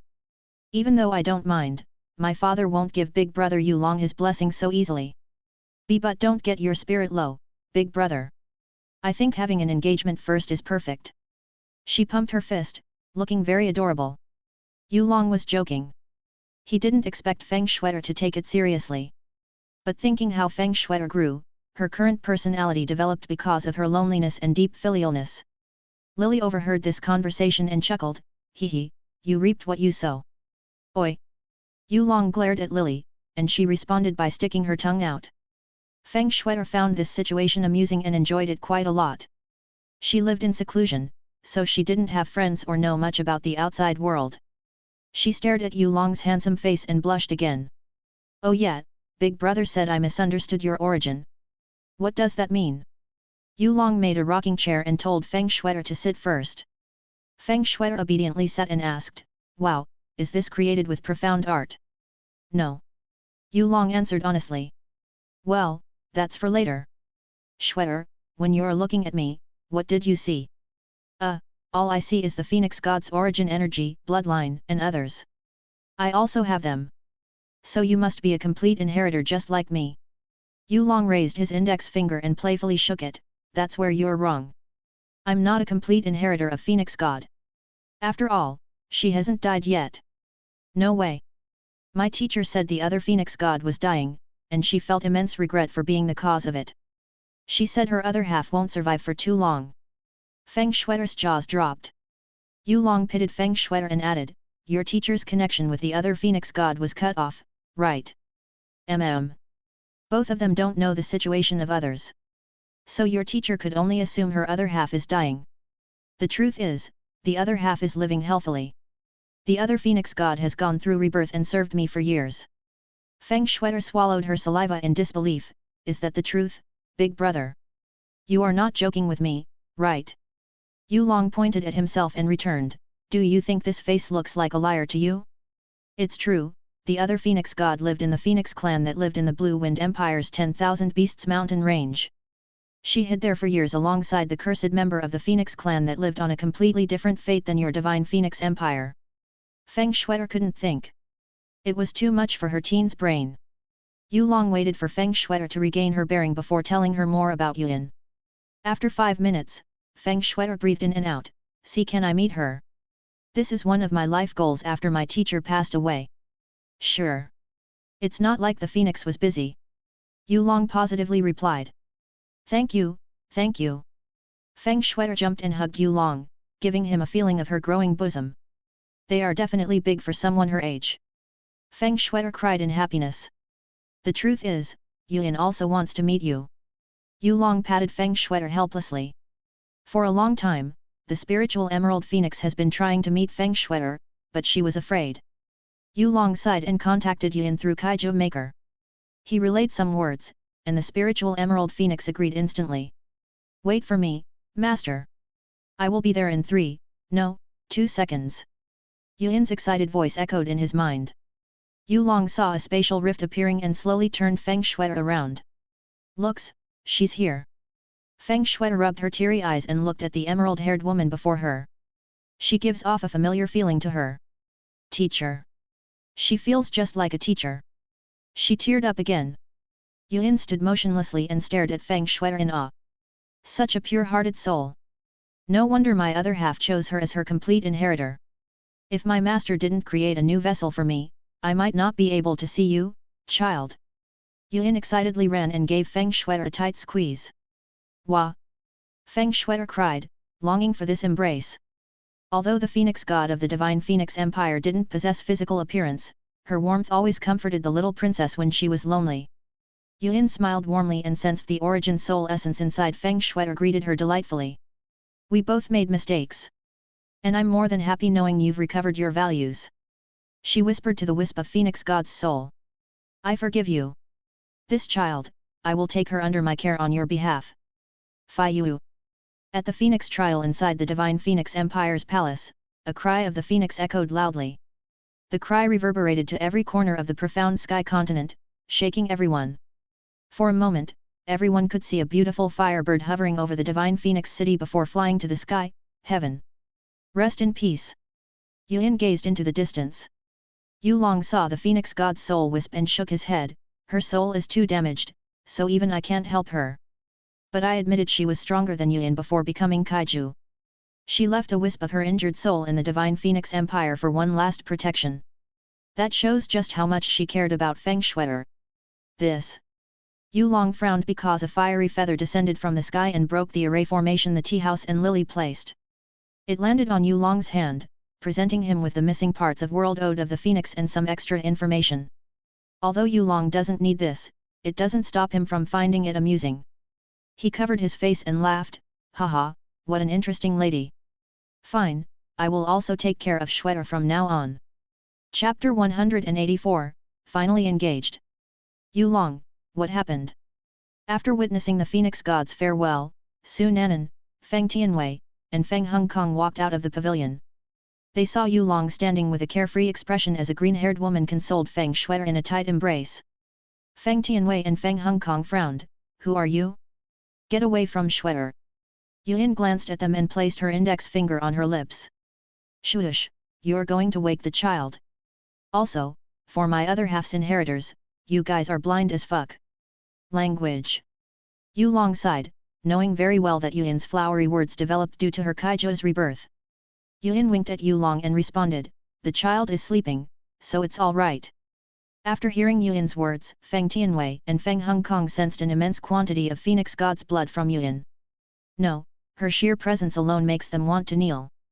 And only one existence could make them feel this way. Yes, the Phoenix God herself. This is impossible. Feng Hongkong denied reality. I witnessed the Phoenix God die and passed her complete legacy to Shuai. But this overwhelming presence, there is no mistake. The Phoenix God. Feng Tianwei solemnly added. I read there used to be 2 divine Phoenix sects. However, an accident happened, and damage was unfortunately done. This accident led to our branch losing the 5th and 6th parts of World Ode of the Phoenix. Unfortunately. Yuan snorted. Your divine Phoenix sect's teachings have gone astray. I fought with my other half, sister, because of our different ideologies, and she injured me heavily. In the nick of time, I split the World Ode of the Phoenix and hid the latter half myself. If not, your divine Phoenix sect will fall further into darkness. Feng Tianwei and Feng Hongkong's eyes widened in shock as their bodies trembled. So you're really they? They gazed at Yuan in fear and reverence. Yuan nodded and answered, yes, I'm the Phoenix God. But I went by Yuan now, a name granted by my dear master. Master. They were shocked to the core. What kind of being could be the master of the Phoenix God? Such existence! They couldn't even fathom how strong that person was. Well, my master is right in front of you guys. You blind fools! Yuan read their minds like they were books. However, Yuan didn't say it out loud for Yulong's dramatic explanation in the future. Wait a minute. Feng Hongkong had a bold guess as he gazed at Yulong in realization. Yuan and others raised their brows, expecting Feng Hongkong to guess correctly. Feng Tianwei glanced at his son and asked with a low voice, "What's the matter? Do you have someone in mind?" Feng Hongkong nodded solemnly and sucked a cold breath, "With all due respect, Your Majesty Phoenix God. If I may guess, is your master the Lost Heaven Master?" Yulong. Yuan. Other ladies. It's not like they didn't see this coming. Still, it seems they are setting the bar too freaking low. Meanwhile, seeing Yuan and others, this quiet seemingly confirmed Feng Hongkong's guess about the Lost Heaven Master. Feng Hongkong was incredibly thrilled inside but coughed and continued, "I will keep this secret to my death." Even Feng Tianwei was surprised to know his son's guess was most likely correct. "No, the guess is wrong, you buffoon." Yuan grumbled inside. "Yup, there is no way I'm telling them about my master's identity," she vowed in her heart. "Let these visionless fools plunge into ignorance."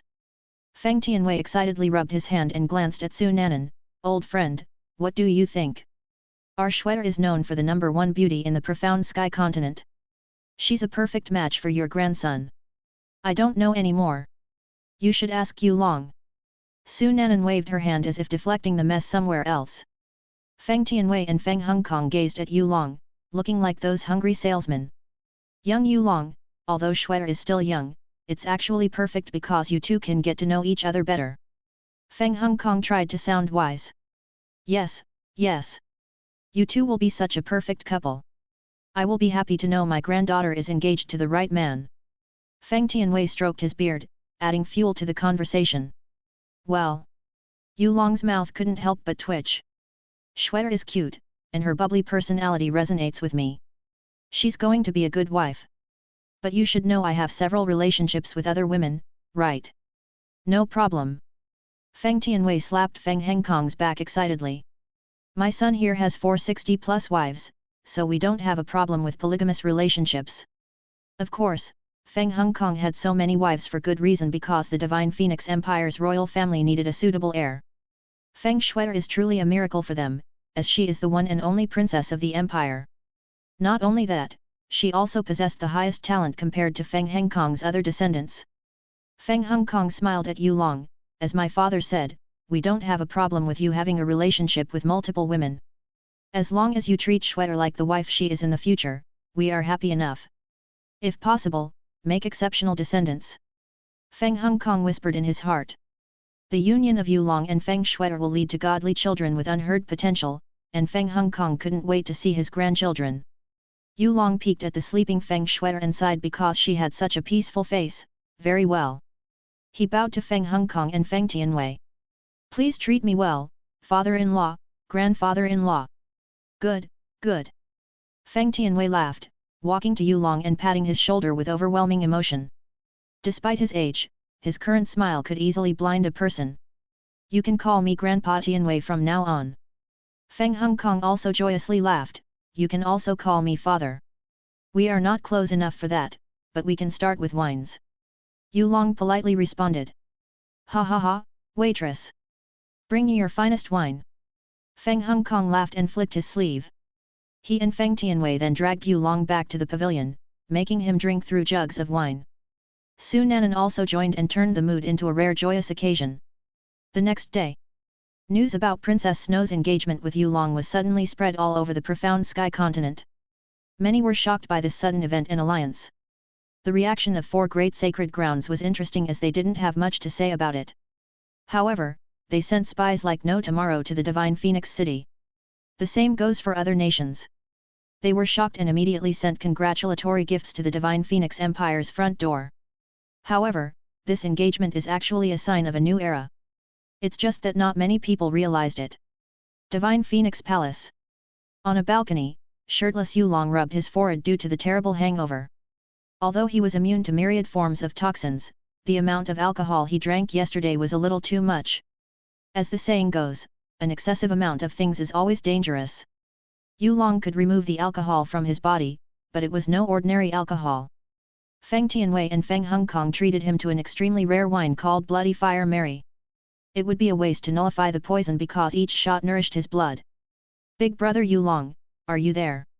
Feng Shuer entered his room but couldn't find him anywhere. Yu Long smiled and entered the room. I'm here. Do you need something, Shuer? Feng Shuer blushed hard upon seeing Yu Long's naked upper body and stuttered, actually Shuer wants. Chapter 185, Phoenix Perching Valley. 5 days later. Divine Phoenix Mountain Range, Phoenix Perching Valley. A mighty and vast mountain range exists near the Divine Phoenix Empire's capital. It was where the Divine Phoenix sect's disciples trained, and only people with Phoenix's bloodline could enter. It's a better version of the Phoenix clan's compound at the 10,000 Beasts mountain range. The surrounding area is thoroughly protected by a formation array, which also directly augments the profound energy in the atmosphere. However, there is a secluded place that only the Emperor of the Empire and Snow Princess could visit. Phoenix Perching Valley exists deep in the Divine Phoenix mountain range and the axis of the formation array. Not only did the Phoenix Perching Valley have the best protection, but the purity of profound energy there is also many times higher than outside. At the moment, Phoenix Perching Valley wasn't so forbidden anymore. Feng Shuer flew above a crystal clear lake, gliding her creamy white leg across the calm water. Behind her back are 2 pairs of fiery wings, flapping gently. The girl has a lovely expression plastered on her beautiful face, making her look like a free little bird. Her cheerful laugh is like a sweet honey flowing in the Phoenix Perching Valley. Yu Long and Yuan watched over Feng Shuer with a smile. Shuer is a good girl, Yuan commented, feeling motherly over the little phoenix. Yu Long nodded, she is. I bet you'd like to taint her innocence, right? Such a good girl, any man would be tempted to do something naughty with her. No. Tisk, I almost got you. You're underestimating me with a lousy trick. Yu Long rolled his eyes. What makes you think I'm not patient enough for a girl like Shuer? I can wait for Xia Qingyu, then I can also wait for this little phoenix. Yuan watched Yu Long's confident expression and snickered inside as he was commendable for doing this. She couldn't count how many scum would touch children despite their young age. Well, it's not like Shuer is young. She's only 2 years younger than the master. Yuan thought to herself. She thought about something and asked, if I'm not wrong, my other half gifted you something. Was it the fiery feather? Yes. It recorded the first half of World Ode of the Phoenix and details about the primordial profound arc, which would appear above the Divine Phoenix City in a few weeks. Primordial profound arc. Yuan tried to remember something about this matter. Her eyes lit up a few seconds later. Wait, this primordial profound arc was the one evil god created. Yup. Yu Long responded with a chuckle. And you wouldn't believe what he left behind there. Yuan was curious and asked, what is it? Yu Long winked playfully, that's a secret. If you want to know, we can go together later. So stingy. Yuan pouted while crossing her arms. As much as Yu Long wanted to tell Yuan about the evil god's daughter, who has gotten separated into 2 beings for unknown reasons, he felt it more amusing to keep the spiritual Emerald Phoenix in suspense. It's a good thing that Yuan hasn't met Niu. The last thing Yu Long summoned Yuan before he engaged with Feng Shuer was when he made and turned the ancestral god into a kaiju. Big brother Yu Long, your modified World Ode of the Phoenix is so amazing. Feng Shuer landed on the patch of grass near them. I don't know, changing profound arts could lead to this immense difference. Only when you're skilled, Yuan commented. No ordinary person could modify profound arts easily, Shuer. Feng Shuer showed an excited smile. Master's advice on asking Big Brother's help is correct. I can feel my bottleneck is loosening. I should be able to reach Emperor Profound Realm soon. Yu Long stood up and patted Feng Shuer, good girl, but remember not to rush your advancement. You must drink more true heart-opening liquid to increase your sensitivity and learn more about profound aspects. Shuer listened to Big Brother. Feng Shuer has experienced the effect of true heart-opening liquid. She has consumed heart-linking pills her royal father bought for her before, but compared to the true heart-opening liquid, it was like a mud to a pure water. Master, the lunch is ready. Chu Yueshan's shout reached their ears. Yu Long glanced at the hut near the lake and shouted, we will be there in a few seconds. Well, let's have lunch first. After lunch, Yu Long sat and watched Chu Yueshan bring the dirty plates away. "How is your altered bloodline doing?" he asked. Chu Yueshan stopped and awkwardly replied, "Bearable." Yu Long noticed Chu Yueshan's ears becoming red and laughed inside as the freezing void lupogryph's mating instinct must have gone crazy again. Chu Yueshan didn't realize it, but she actually released more pheromones than ever. "At night, met me on the Divine Phoenix Cliff." Yu Long gently brushed Chu Yueshan's arm and made her shiver. He transferred a bit of his pheromone to cool her heat down. Chu Yueshan sighed in relief, "Understood." Feng Shuai bit her sandwich and stared at Chu Yueshan, "That senior is so beautiful and refined." "Haha, I wonder if that's true." Yuan giggled while biting an apple. Chu Yueli and Lily returned to the hut and sat down. They reported something to Yu Long and made his golden eyes glisten with coldness. "Just a bunch of rats." "Lily, make it clean." Yu Long responded after hearing some people are trying to enter the Phoenix Perching Valley despite the restriction. Lily gave him an affirmative nod as she disappeared from her position, leaving Chu Yueli alone. "As for you, rest for now." Yu Long checked Chu Yueli's pulse and felt her condition becoming better. Chu Yueli happily beamed and sat beside him. Yu Long closed his eyes and felt the calmness of the Phoenix Perching Valley. However, he knew the outside wasn't so calm. Outside the Divine Phoenix mountain range, Lily faced countless dark-robed figures and frowned, "They sent more trash again." "Tisk, the 4 great sacred grounds should know that littering on private property is illegal." "What's this bitch talking about?" one dark-robed figure grumbled. "Attack, we must kidnap Princess Snow before dark." Sunlight fell on the forest and brightened the area. Lily raised both arms and said, "I'd like to see how you achieve that." Light Dragon's bulwark, fleeting light steps. Lily walked past them casually, and several light beams traveled in the shadow of the woods. Blood splattered on the ground but then evaporated by the sunlight. Lily glanced back and murmured, "This is the 10th attempt they made in the last 5 days. How annoying." Still, kidnapping Feng Shuai when she was still with young master. Are they dumb or something? "Well, let's clean things up." Lily shook her head helplessly. After the area was clean, Lily flashed and returned to the hut. "Done," Lily said while sitting beside Chu Yueli. "Good job, but keep your eyes on the area still." Yu Long pushed a plate of sweet oranges at her. "Noted." Lily peeled the oranges and ate them slowly. She needs something sweet after that cleaning some trash. Feng Shuai watched this exchange in puzzlement and asked Yuan about it, but the spiritual Emerald Phoenix giggled and told her she was too young to know. What kind of secret did Big Brother Yu Long actually possess? Feng Shuai was incredibly curious. Shuai is a good girl. So, Shuai won't meddle in with Big Brother's business. With that in mind, Feng Shuai delightfully hummed and filled the room with a cozy mood. Her life is much better after becoming Yu Long's fiancé. She can't wait to see her sister wives and get to know them personally. Since Shuai is a good girl, I wonder if Big Brother Yu Long could bring me to a snowland. Feng Shuai gazed at Yu Long with a hopeful look. Chapter 186, A chaotic night has just begun. At night, Yu Long met Chu Yueshan below the Phoenix Cliff. He helped her control the freezing void lupogryph's beastly instinct with a new profound art called Art of War Beast. Chu Yueshan turned into her hybrid form and sighed in relief because it feels good to be in control of yourself. Since Chu Yueshan got freezing void lupogryph's bloodline, she could only think of pouncing on Yu Long and bore his kids. Feeling better? Yu Long asked while rubbing Chu Yueshan's wolf ears.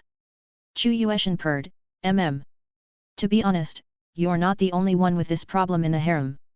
As you know, all shadow brides got altered bloodline from me, which led to an aggressive one to be developed by Hongguan. He commented lightly.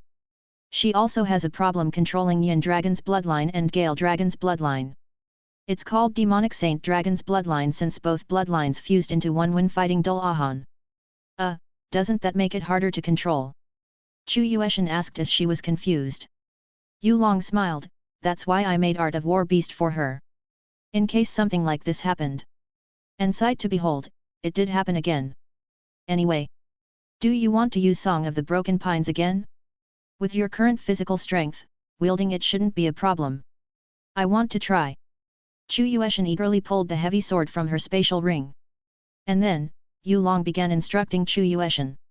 Their session lasted until midnight when Chu Yueshan finally could get a hold of her altered bloodline. Chu Yueshan lifted the heavy sword and watched a freezing blue aura linger on the blade. success. I finally fused my bloodline aura and profound energy. Congratulations, Yueshan. Yulong gave her an applause. You're one step closer to becoming a powerhouse. Just focus on refining your aura now. Understood. Chu Yueshan beautifully smiled while staring at her current achievement.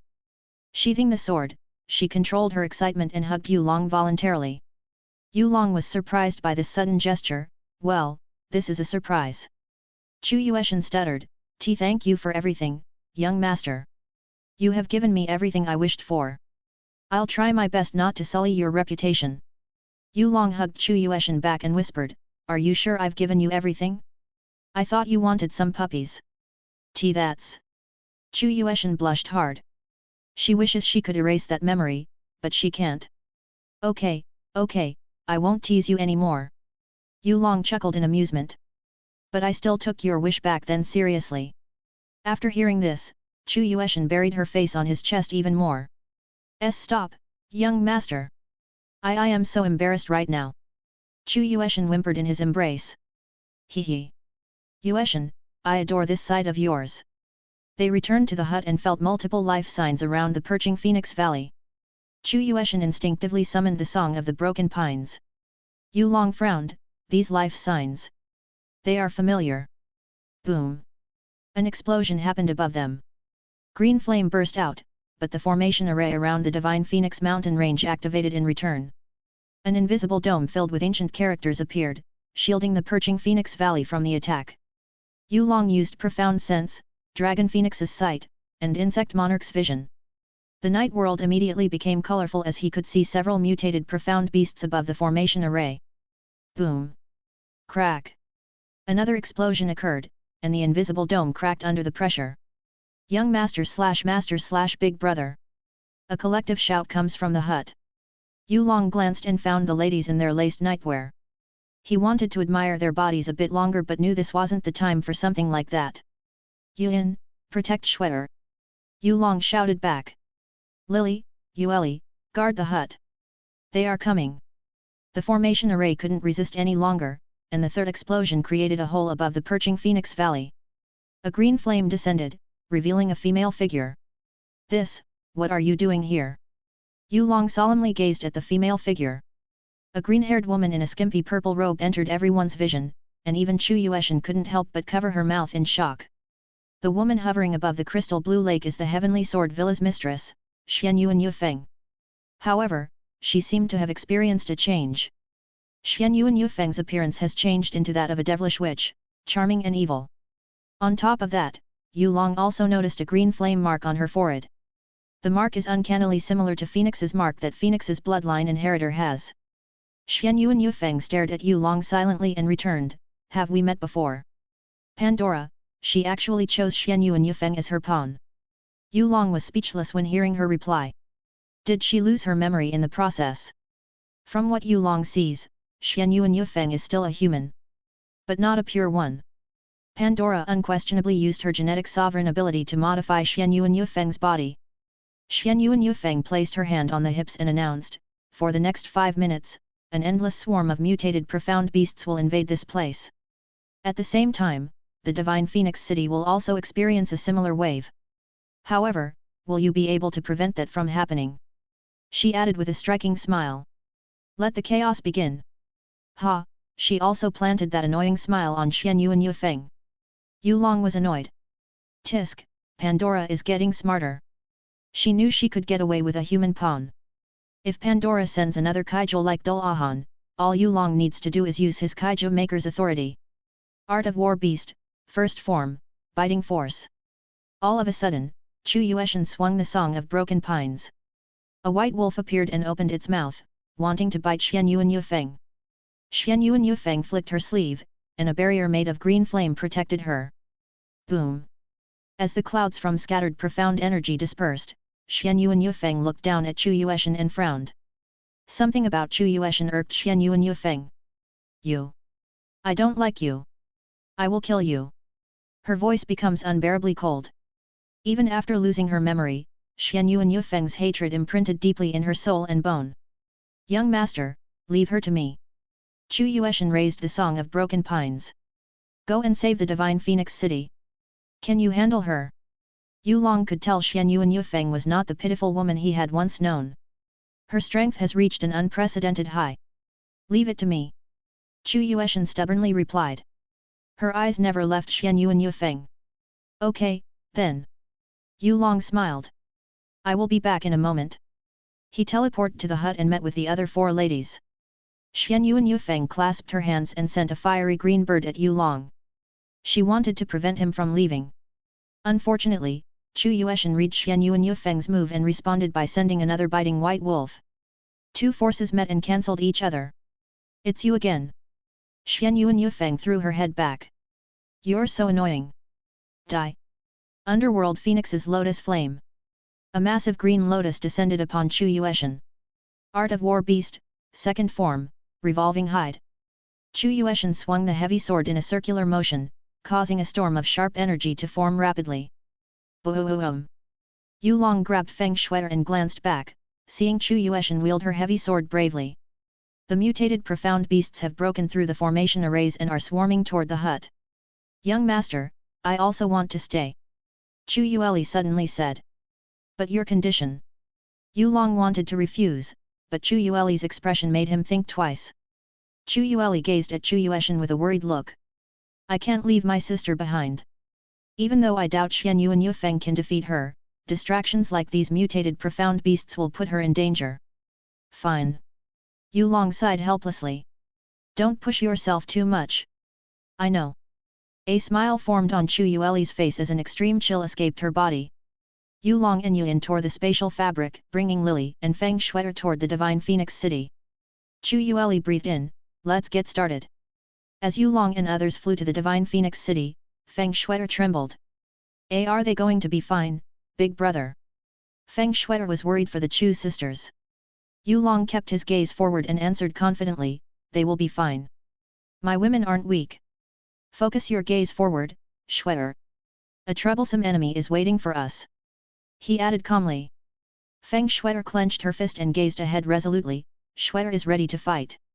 Yu Long could sense chaotic energy not far away and whispered, a chaotic night has just begun. Chapter 187, Pandora's Appearance, and Dogs.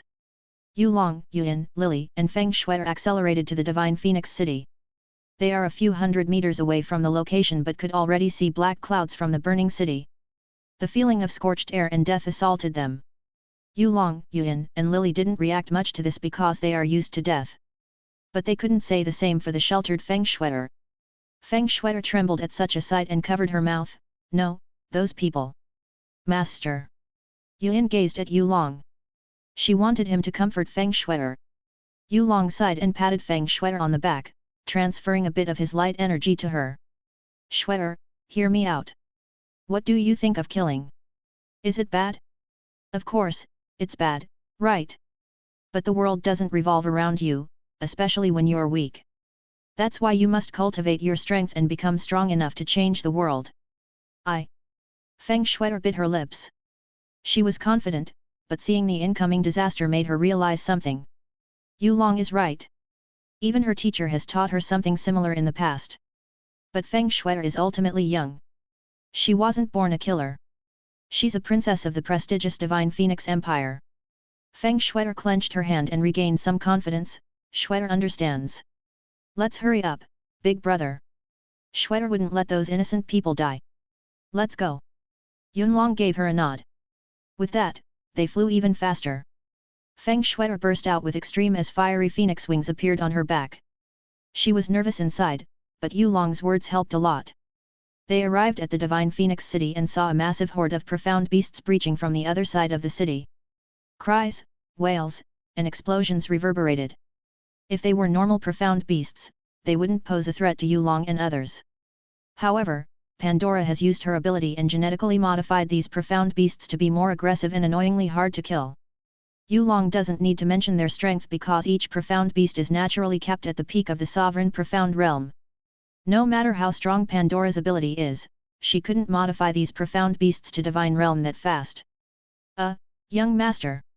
Another horde is approaching from the right. Lily suddenly warned. On the left too. Yuan squinted her eyes. Feng Shui grimly watched these hordes. Yu Long calmly watched the hordes and mumbled, Pandora wanted to overwhelm me with numbers, hey? Not a new thing, but giving me annoyance like this probably tests me. Big brother, the breached wall. Feng Shui called him out. Yuan, go. Yu Long immediately ordered as he couldn't make a move personally. Yuan transformed into a burst of green particles and arrived above the breached wall. She extended her fair hand and said, I can't look shabby before my disciple. Realm of Emerald, Emerald Phoenix's descent. A phoenix's cry echoed in the sky as a green phoenix made of spiritual flame descent. Boom! The green phoenix killed the profound beast that had breached the divine phoenix city's wall. Realm of Emerald, 1,000 burning jade walls. At the same time, Yuan quickly sealed the wall around the city with her authority over earth elements, a new ability the original phoenix god shouldn't had as Yu Long granted it to her. Boom! Crack! Green crystals erupted from the ground and surrounded the city. 2 incoming hordes of profound beasts crashed into the fortified walls, and they released a blood-curdling roar because Yuan didn't just make an ordinary wall.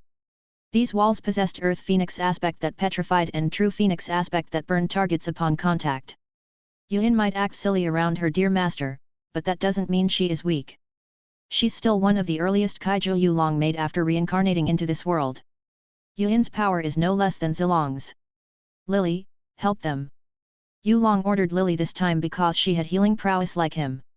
Lily didn't need Yu Long's order as she had reached the nearest injured person. Yu Long looked around and frowned because he couldn't sense Pandora's presence. He looked down at the profound beasts and used Kaiju Maker to extract their memories. After passing through countless memories, Yu Long saw a female-shaped green flame atop a mountain peak. Tisk, it's not even her real body. He couldn't help but click his tongue in annoyance. Pandora has 3 forms, which she can use freely. The green flame form was none other than her spectral form. In spectral form, Pandora could possess one's body and make it hers. Of course, such an ability comes with a catch. The one possessed is usually a woman with an unstable mind yet has firm determination. Recalling Xian Yu and Yu Feng's sudden appearance in the Phoenix Perching Valley, Yu Long guessed Pandora had influenced the ex-Heavenly Sword Villa's mistress. But something about this whole scenario is weird. Yu Long was sure Pandora should be around the Divine Phoenix City as she didn't possess Xian Yu and Yu Feng's body. Where are you, Pandora? Yu Long snapped his finger, and the space around him warped rapidly. Feng Shui was puzzled by Yu Long's action. She took a few steps back and watched the fabric of space tamed under Yu Long's control. Several swirls appeared in the sky, and Feng Shui caught a glimpse of a green fire spark. Big brother, there are fire sparks in that swirl. She pointed at the particular swirl in the sky. Yu Long smacked his hand without further ado and sent a void blade that could sever even higher space. It's the extremity of darkness aspect from the art of ghost. Boom! A green spark escaped before the void blade arrived and destroyed the spatial swirl. But Yu Long still got it. Yug! A humanoid flame groaned and hovered in the air with a painful look. Yu Long smiled, finally, you're out of your turtle shell. Why did you hide and not greet me, Pandora? Pandora pouted at Yu Long and grumbled, so mean. You're a meanie, master. I'm just having fun and decided to play hide and seek a little. But looks, you cut me here. She complained while showing a limbless left shoulder. Whatever. Care to tell me the purpose of causing this much chaos? Yu Long snorted indifferently. What do you mean? Of course, for fun. Pandora tilted her head for a moment and flashed a grin at him. For fun. Feng Shui was stunned. She stared at the green flame lady in horror. Pandora noticed Feng Shui and commented, oh? You're my master's new girl. Not bad, though you're not as cute/beautiful as his former companions. Your name is Feng Shui, right? I have to say, your family's Phoenix God's DNA is very fun to modify. I have so much fun tinkering with your brothers. My brothers? What have you done to them? Feng Shui cried out. She felt deep dread in her heart. Pandora giggled and replied honestly, hee, those horny dogs. Well, they are annoying. So I turned them into real dogs. Doggy, come. She clapped her hand excitedly. Boom. Divine Phoenix Royal Palace. Several cries echoed inside the palace, and giant human-headed dogs suddenly appeared, razzying the surrounding buildings. Roar! The giant human-headed dogs rampaged throughout the palace, destroying and devouring anything on their sight. B brothers Feng Shuai paled at this horrifying sight. Despair began to swallow her slowly. No. Chapter 188, Turning Enemy into Teaching Material. No. Feng Shuai screamed at the top of her lungs. Although Feng Shuai wasn't close to her brothers, seeing their painful faces on the giant dogs' bodies made her stomach churn in horror. Despair welled up in her chest, making Feng Shuai breathe heavily. Pandora giggled because she liked this kind of reaction. She extended her hand to Feng Shuai and said, "Come to me, poor girl. Those brothers of yours weren't even humans, to begin with. They are uglier than you thought, and I only gave them a look that matched their disgusting hearts." Tears are coming from Feng Shuai's eyes. She glared at Pandora with hatred, which caused the latter to squeal in excitement. "Yes, that look. I always want to see a girl like you." Pandora's giggle turned into a full-blown laugh. "Feng Shuai, did you know that your brothers are lusting over you?" "Yes, you. Their own sisters. The reason for your loneliness in the Phoenix Perching Valley is to protect you from their dirty claws." "Shut up!" Feng Shuai shouted with all her might. The fiery phoenix wings on her back burst out with intense heat. "I will kill you." "Kill me? With what power?" Pandora taunted back. "Why you, demon? Arg!" Feng Shuai is enraged. She activated her newly mastered profound art and summoned a massive fire lotus. However, before Feng Shuai could lunge forward, Yulong grabbed her arm and threw her back. Feng Shuai rolled in the air momentarily and looked at Yulong's back in disbelief. "Be big brother." "Why? Calm down." Yulong replied while glancing at her. "Shuai, you're getting irritated too easily. Pandora has been leading you up all this time. You don't know, but one of her abilities is to possess a mentally unstable woman. She couldn't be more happy to have a new doll to play with." Pandora pouted and complained, "Master is no fun. You messed up my cute scheme." Yulong gave Pandora a mocking look and returned, "Cute scheme, it's quite cute. Unlike the current you. The Pandora I knew is obedient, but now you messed with innocent lives." "Humph, those horny bastards weren't innocent." Pandora retorted quickly. Yulong ignored Pandora and warned Feng Shuai furthermore, "Also, even with your current strength, you can't win against her. You cannot change the world with your weak cultivation, Shuai. Big brother is right. I must calm down and think clearly." Feng Shuai thought to herself. She gritted her teeth and regained her composure. Feng Shuai still hated Pandora, but Yulong's words were a wake-up call for her. "Good." Yulong smiled a little. "Now, I will teach you how to fight someone stronger than you." "But what about my brothers?" Feng Shuai hesitated, casting a look at the destroyed Divine Phoenix Palace. Yulong kept his gaze forward. "I've sent someone to deal with them. Keep your eyes on the enemy, Shuai. Pay attention." Pandora's body quivered because she could feel Yulong's cultivation weaken a little, but she couldn't say the same for his strength. He really turned her into teaching material in this kind of situation. "Master, you're heartless." "Not as heartless as you, Pandora." Yulong smirked as a giant blue-skinned, ogre-like creature crashed into the Divine Phoenix Palace. Even though the ogre was tall, he had a beer belly and looked extremely disheveled. The ogre's white hairs were braided into a ponytail, though some hair poked out with branches or rocks.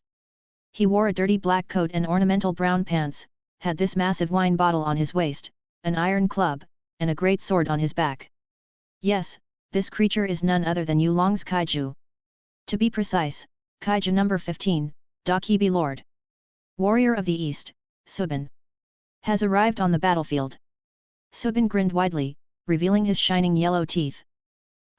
Is that your new creation?" Pandora's eyes wandered to Subin's giant build. "He doesn't look or feel strong." "That's your vision, not mine." Yulong indifferently returned. "None of my Kaiju is weak. I created them with a purpose." "Is that so?"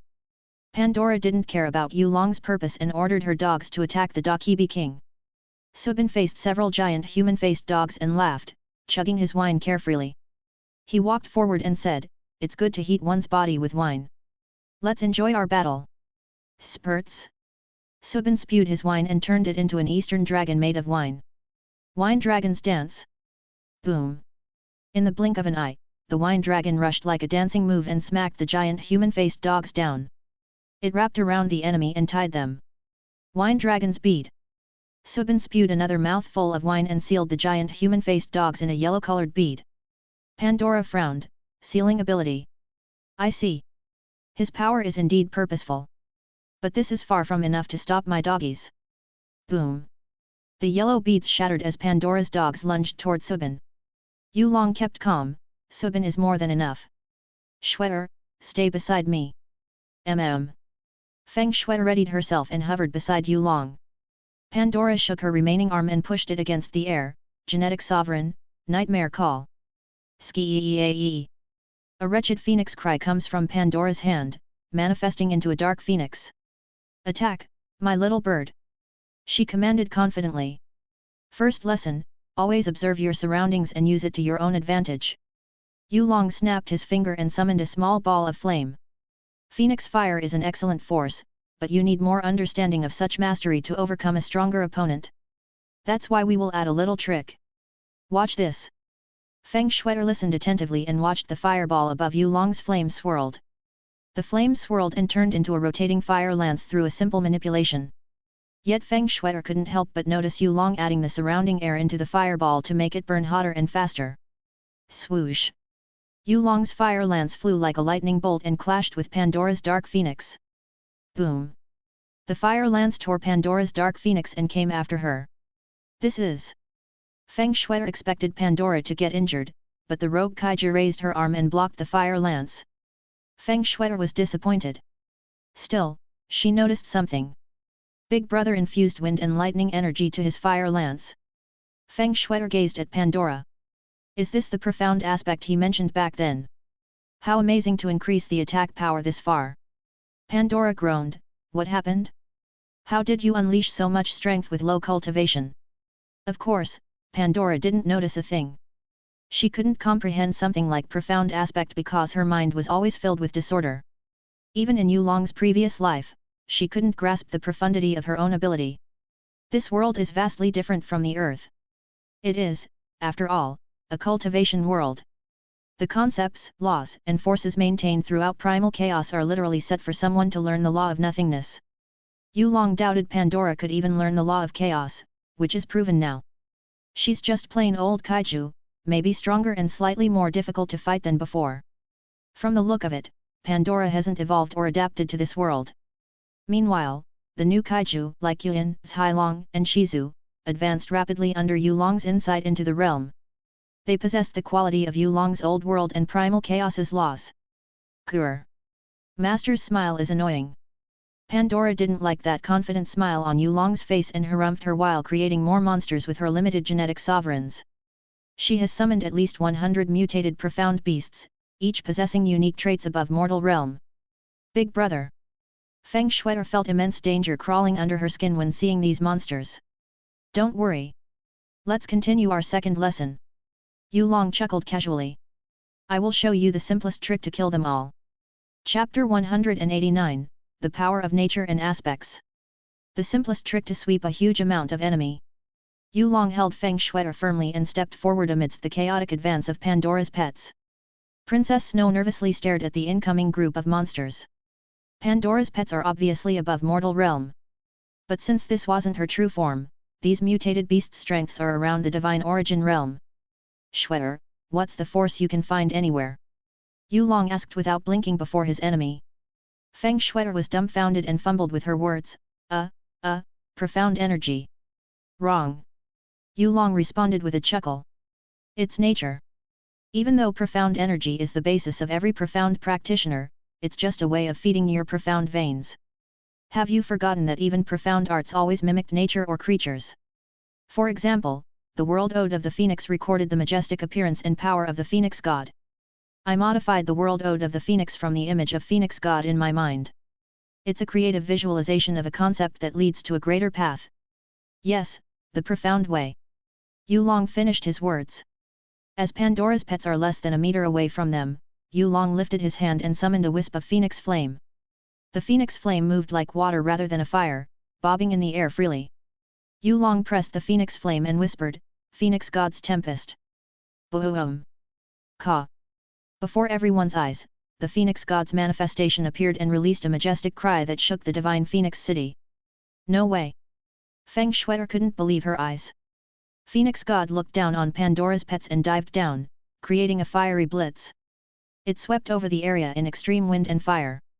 The temperature rose rapidly, making Pandora furrow her fiery brows. The more Pandora fought Yulong, the more she couldn't understand what happened. Her pets are strong. Even in the upper realm, not many people could fight it despite being in the same realm. Yet Yulong could decimate them all with the lower realm. I didn't see Master and Dulahan fight because I was busy with Xianyu and Yufeng. But when did the Master have this kind of power?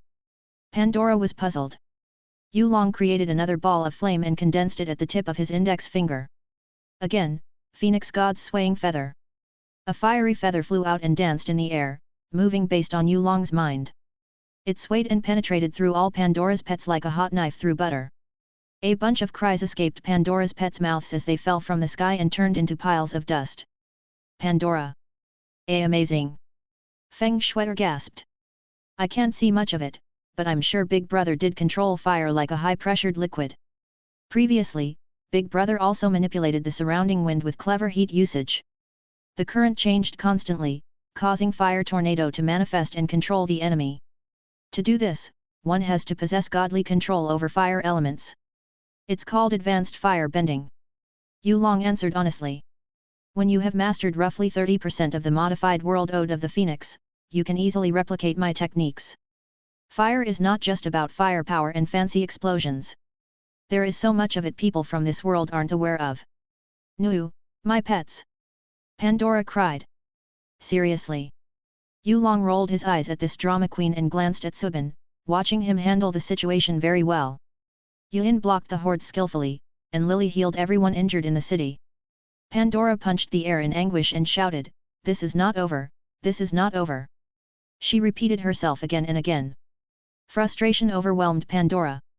This scenario is supposed to be fun. Her fun. Yet Yulong countered her like nothing, even turning her into a teaching subject for his side piece. Unacceptable. Pandora found this extremely unacceptable. Pandora huffed and mumbled, this form couldn't handle another usage of genetic sovereign. So fragile, I don't like it at all. I need Yufeng. This decision resounds inside Pandora's chaotic heart. Pandora has spent quite an energy to influence Xianyu and Yufeng since the destruction of Heavenly Swordville. She modified Xianyu and Yufeng's genetics, adding several rare bloodlines into her body. She might not be as skillful as Yulong. However, Pandora has proven that Xianyu and Yufeng has reached an unprecedented height compared to her past self as the ex-Heavenly Swordvilla's mistress. The current Xianyu and Yufeng is anything but human despite her appearance. Yes, she's a human-shaped chimera. Phoenix Perching Valley. Chu Yueshan breathed heavily with the Song of Broken Pine steadily in her grasp. She has faced Xianyu and Yufeng and clashed with her new monstrous power. I can't believe it. Chu Yueshan's wolf ears stood up sharply. She could become this strong in such a short time. If you can become this strong, why bother staying with Ling Yuefan and envious of me, who doesn't even care about your annoying husband? Yufeng, you're a hell of a woman. Xianyu and Yufeng hovered in the air. She has a massive, sharp talon of corrupted energy on her left and a dark green phoenix wing on her right. On top of that, she was finely covered by dark glimmering dragon scales.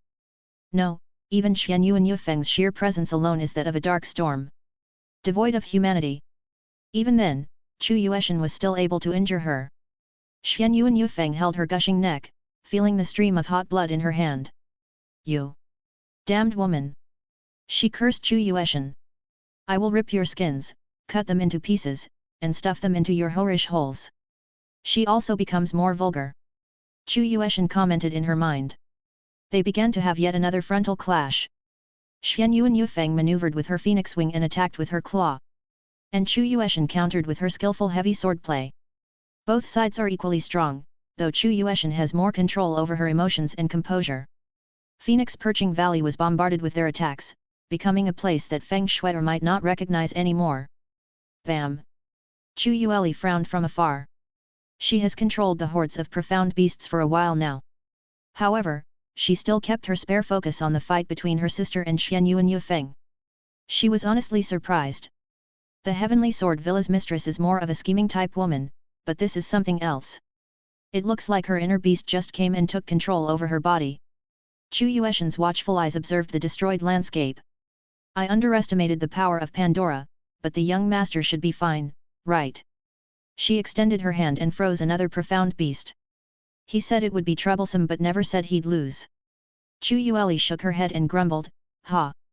What are you even thinking, Yueli? How could my young master possibly lose against that psycho?"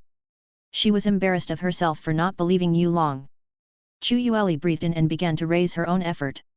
She pressed her foot against the ground and created a massive avalanche that swept over the destroyed valley and the surrounding forest. Boom! White-blue light poured over everything, sealing the hordes of profound beasts in place. All of a sudden, Chu Yueshan retreated with a deep frown.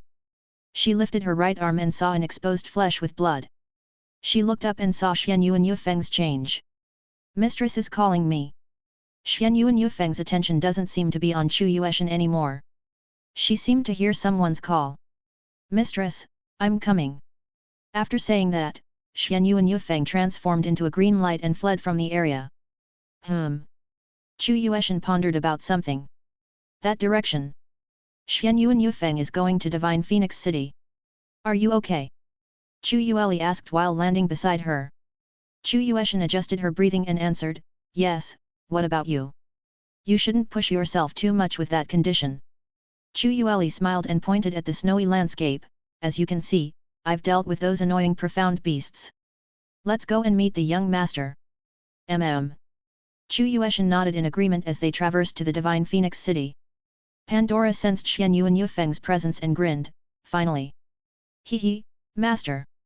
I will show you my masterpiece."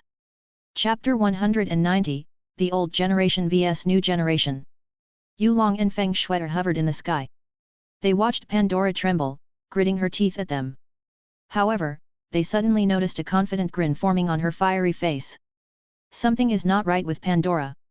Yu Long and Feng Shui weren't dense, so Pandora's sudden confidence gave them an eerie feeling. And just as expected, they noticed a new presence rushing from behind Pandora and approaching with extreme speed. Not good. Feng Shui has a bad premonition about this. Yu Long frowned as he recognized this new individual. It was none other than Xian Yu and Yufeng. Xian Yu and Yufeng is injured. Does that mean she was running away from Yueshan? He thought to himself. After all, he was confident Xian Yu and Yufeng wouldn't be able to compete with Chu Yueshan. He has coached Chu Yueshan's training and watched her growth speed soar like a phoenix. Her full strength is not something a modified human like Xian Yu and Yufeng can fight. But seeing Xian Yu and Yufeng's sudden arrival made Yu Long curious about Pandora's intent. What's so special about Xian Yu and Yufeng that could make his former subordinate this excited? With that question in mind, he didn't disturb what Pandora wanted to do next and casually watched. Yu Long also activated his ocular abilities so he could observe much more. Xian Yu and Yufeng arrived at Pandora's side and greeted her with a gentle bow. "Mistress," she said with a happy smile. Pandora nodded and smiled back, "You're here, my little masterpiece. It's time to put your modified body to use." "Please, mistress." Xian Yu and Yufeng willingly pushed her bountiful chest to Pandora. Pandora raised her only hand and decisively stabbed Xian Yu and Yufeng's chest, causing the surrounding air to become stale. Extreme heat comes off Xian Yu and Yufeng's body as intense green flame erodes her skin. Pandora's fiery body entered Xian Yu and Yufeng's body, becoming one with her. Boom! An explosion occurred, and a storm is brewing in the atmosphere. Yu Long created a barrier around Feng Shui and watched Xian Yu and Yufeng's transformation with great interest. Under his eyes, Xian Yu and Yufeng's essence is similar to the fairy queen, Freya's. Yes, a half-human and half-kaiju. However, Yu Long also spotted the critical error. Unlike Freya, Xian Yu and Yufeng's case is more like a possession than a fusion. After all, Pandora forcibly seized and modified her body.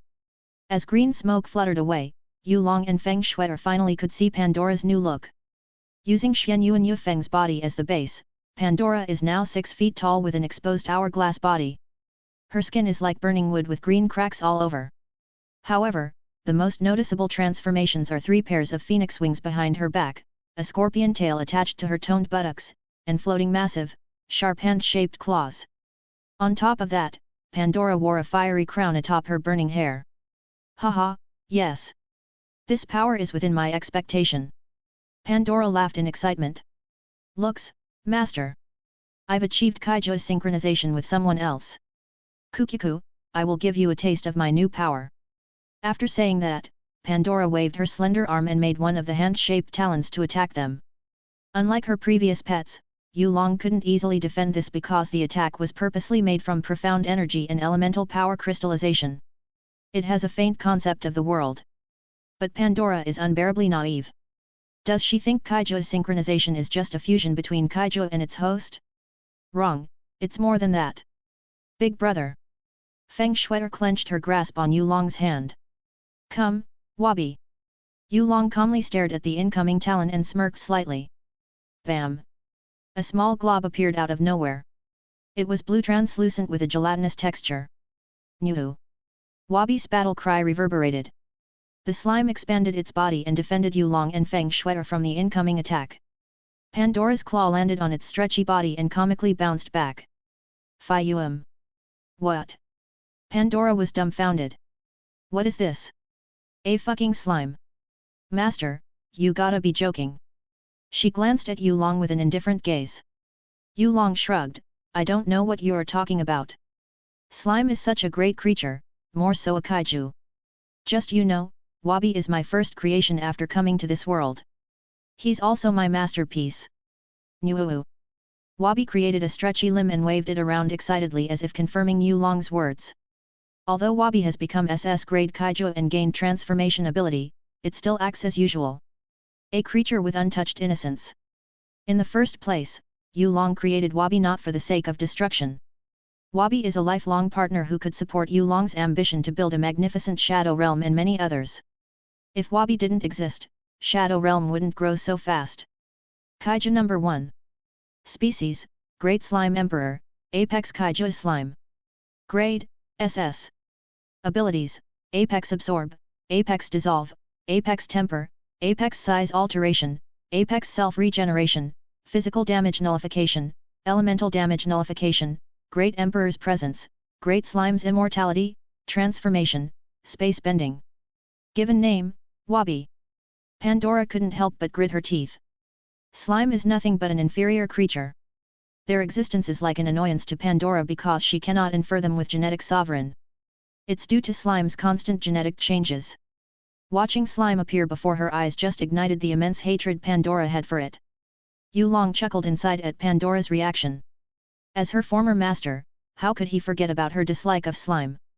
Although it was such a good coincidence for him to make such a kaiju for the first time, he found it amusing. Pandora, what about I show you a new kaiju synchronization? Yulong called Wabi to his side. Humph. Pandora snorted and flew toward Yulong by flapping her phoenix wings. She wouldn't let him do so. Burning Star. A massive ball of flame appeared above Pandora, illuminating the surrounding area. Wabi let out a laugh and separated a portion of its body to meet Pandora's attack bravely. At the same time, the slime also retreated to Yulong's side. Bright blue light exploded and clashed with the massive fireball, creating aurora in the sky. Yulong put on a funny look, are you ready? Wabi landed on Yulong and yelled, Nuhu, Nuhu. Okay, here we go. Yulong activated Kaiju Maker. Kaiju synchronization. Pandora squinted her eyes and saw a wobbly figure in the smoke. Boom. A muffled sound reverberated, and the surrounding smoke, including the scattered fireball, was rapidly absorbed by a blue swirl. Squinting her amethyst-colored eyes at this phenomenon, Pandora couldn't help but shiver. The feeling of horror irritated Pandora, so she angrily swiped her hand-shaped claws and scattered the remaining smoke. Swoosh! Very impatient girl, aren't you? A breeze brushed Pandora as a familiar voice entered her ears. Arg! Pandora panicked and attacked. Her 6 phoenix wings flapped rapidly, creating the illusion of fireworks in the sky while the truth of everything around her was completely drowned in molten energy. Boom! A blue silhouette retreated away. Pandora huffed and angrily looked at the moon in the sky. She saw a man below the white glow, wearing a blue energy cloak and having a giant blue shadow behind him. There are also countless swirls around him, like a whirlpool in the water. But these swirls are more than that as they bend the space around them. It's time for me to teach you a tough lesson, Pandora. Yulong opened his eyes slowly and revealed a pair of royal blue eyes. New. Wabi's voice suddenly echoed in his head. He chuckled and responded, oh yeah, this is the fight between the old and the new generation. Let's see which generation is better. Chapter 191, Dominating Prowess and Helplessness. Yulong and Pandora gazed into each other's eyes. Their aura started small, like a flicker of flame in the darkness. However, their aura suddenly shot out and clashed in the air before everyone's eyes. Their sheer presence exploded and enveloped hundreds, if not thousands, of miles. It's not just their aura. Their appearance alone has surpassed the mortal realm. One is a sea god with the calmness of the sea and otherworldly charm beyond mortal. The other is a flaming goddess of fire with an intense green aura that bewitched the world. The aftermath of their conflicting aura compelled the surrounding area to become half cold and half hot. Even the fabric of space and time is rapidly distorted. Feng Shuai stayed inside a blue bubble and watched Yulong from afar, pressing her chest. Big brother, you must win. She wished her fiancé would win this fight. Yuan, Lily, and Subin, Dakibi Lord, within the Divine Phoenix City also looked up. Still, compared to Feng Shuai, they have a confident expression. Chu Yueshan and Chu Yueli arrived at the battlefield. This is... Chu Yueshan stared at the possessed Xian Yu and Yufeng with a frown. Did she become stronger? Chu Yueli similarly frowned. Young master, he didn't use his ultimate profound art. How weird. No, wait. Those appearances, does the young master perhaps want to test Pandora? The younger Chu was actually struck by realization. Chu Yueli was still new to profound aspects, but that doesn't mean her sense or sensitivity to it was dull. She gazed at Yulong and gasped, so much profundity. Young master will win. He just wants to prove a point. Everyone is guessing their mind. Yet none of them would expect the result would come so soon. Pandora squinted her eyes and attacked first. Advancing, she pressed her hand against the air and created a green ray burst out. 1,000 fireballs scorched the air and rushed toward Yulong, leaving no route to escape. But that's where the misconception happened. Who said he needs to dodge? Boom. Boom. Boom. Fireballs landed on Yulong accurately, engulfing him in a miniature green hell. Pandora should be happy with her attack. Still, the feeling of foreboding made her grim. As expected, the green flame disappeared in the blink of an eye. Yulong is untouched with no injury whatsoever. The only noticeable change is his blue energy cloak unnaturally swayed as if it were alive. My turn. Yulong said calmly. He stretched his hand and grabbed the space fabric like a malleable object. After that, he squished them between his palms and created a translucent blue spear. Before Pandora could react, Yulong suddenly arrived before her eyes and swung his spear. Fuck.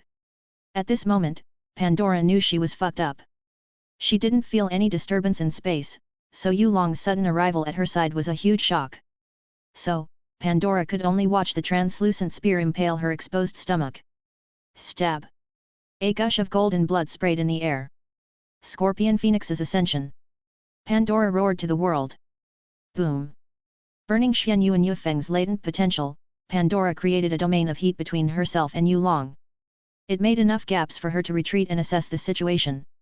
Yulong watched Pandora back away carefully and collect the sprayed blood in the air. No, it looks more like his blue energy cloak absorbs them. Pandora breathed heavily and lifted her trembling hand. That was close. Master almost killed me there. Also, what's wrong with that movement? I couldn't sense any fluctuation and bam. He appeared next to me. I need to break this mystery somehow. Pandora activated Genetic Sovereign again. She pulled different strands of genetic codes and patched them into Xian Yu and Yufeng. Unlike her pets, Pandora was sure Xian Yu and Yufeng could handle more modification. And with that, a pair of horns grew on Xian Yu and Yufeng's head. Since Yulong has countless essence spheres and has absorbed many good ones, he recognized Xian Yu and Yufeng's horns. Those horns are coming from a mutated beast from his life. The mutated beast lived in the depths of the sea and wielded power akin to a god. The mutated beast is called Oceanic White Dragon. Boom! Thunderclap reverberated in the sky, and white lightning rolled like a swimming dragon. Pandora was brutally struck by the white lighting and laughed. She could feel Xian Yu and Yufeng's nerves burn and heal quickly under her control. She looked at Yulong and grinned. Bam! Pandora disappeared from everyone's vision and appeared next to Yulong with a hand covered with white lightning. Yulong reacted and smacked her wrist, causing a thunderbolt to escape her hand. Boom! The thunderbolt landed on a mountain and destroyed it into smithereens. Yulong raised his elbow and struck Pandora's chest. He didn't stop there and kicked 3 acupuncture points in her neck, shoulder blade, and right chest. Crack! What? Pandora was shocked. Not only did her sneak attack fail, but Yulong also countered her hard.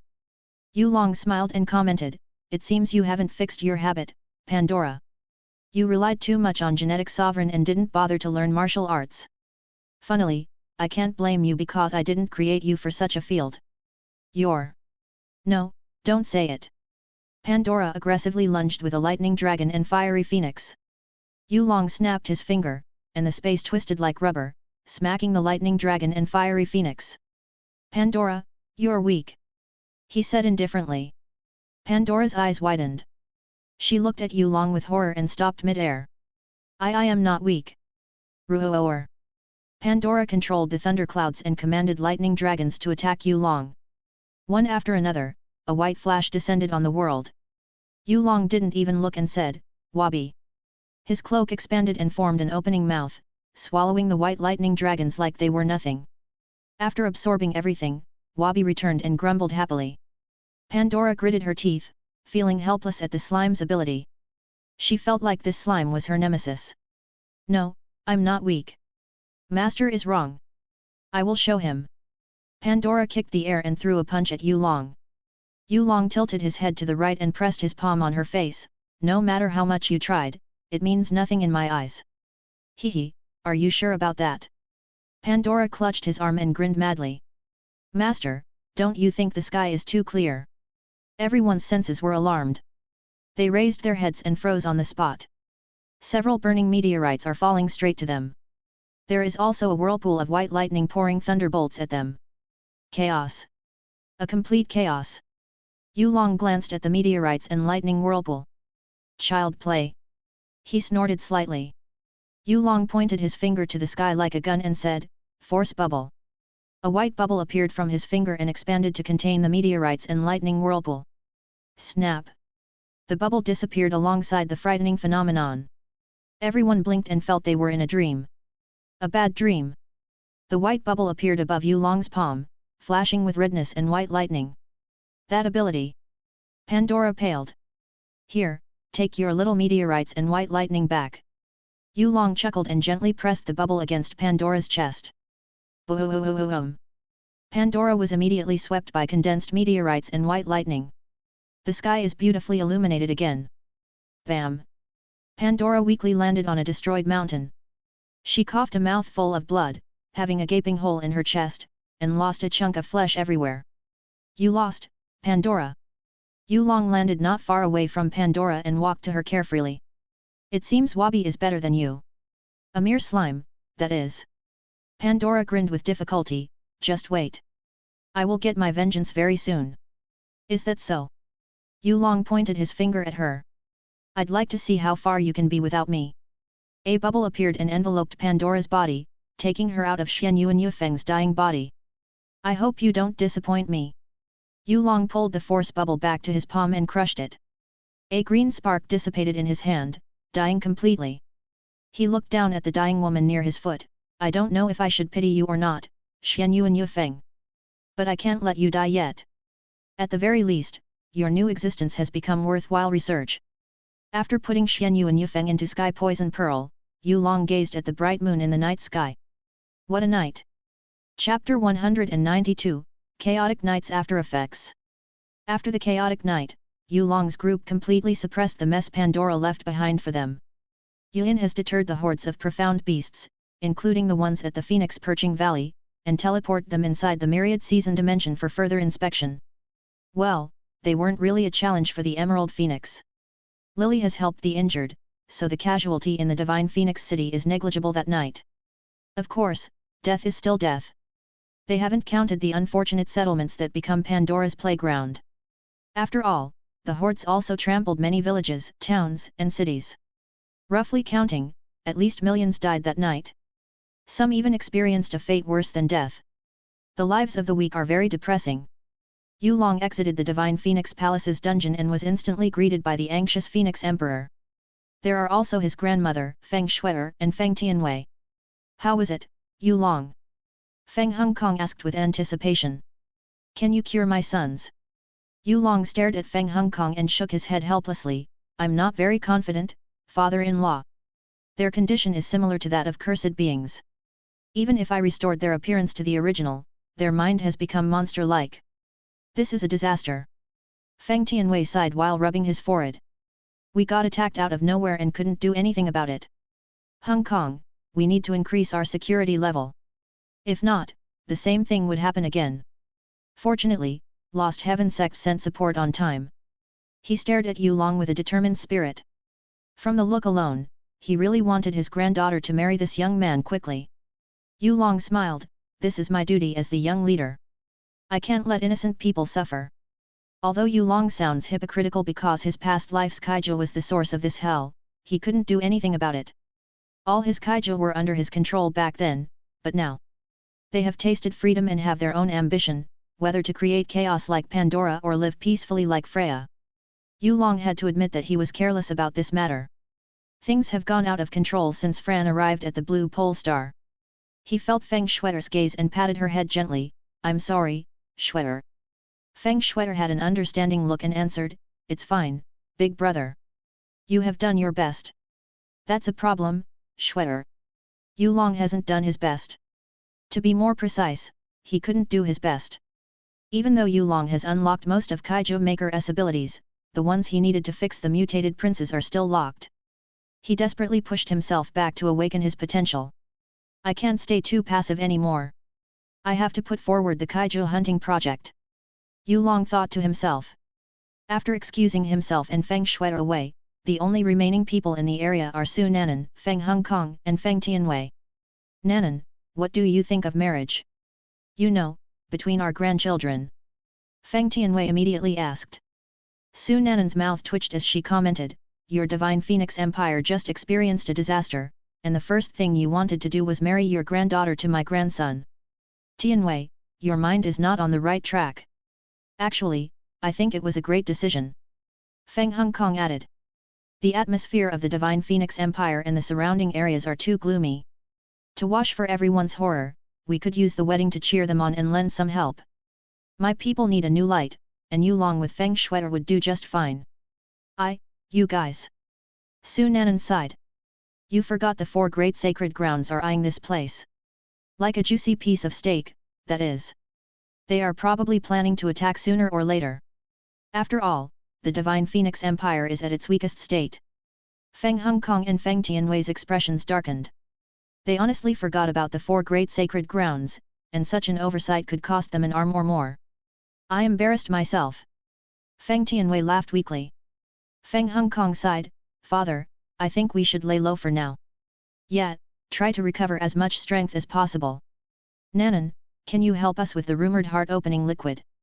Su Nanan smiled, you're asking the right person for that. Yu Long and Feng Shui walked the main street of the destroyed Divine Phoenix City. Since the civilians moved to safer places, the main streets are empty. So, they hadn't seen a single soul in a usually busy area, which felt desolate. So much destruction.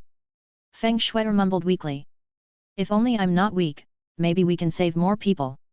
Big brother, did you think Shui is naive? Yu Long glanced at her and replied, yes.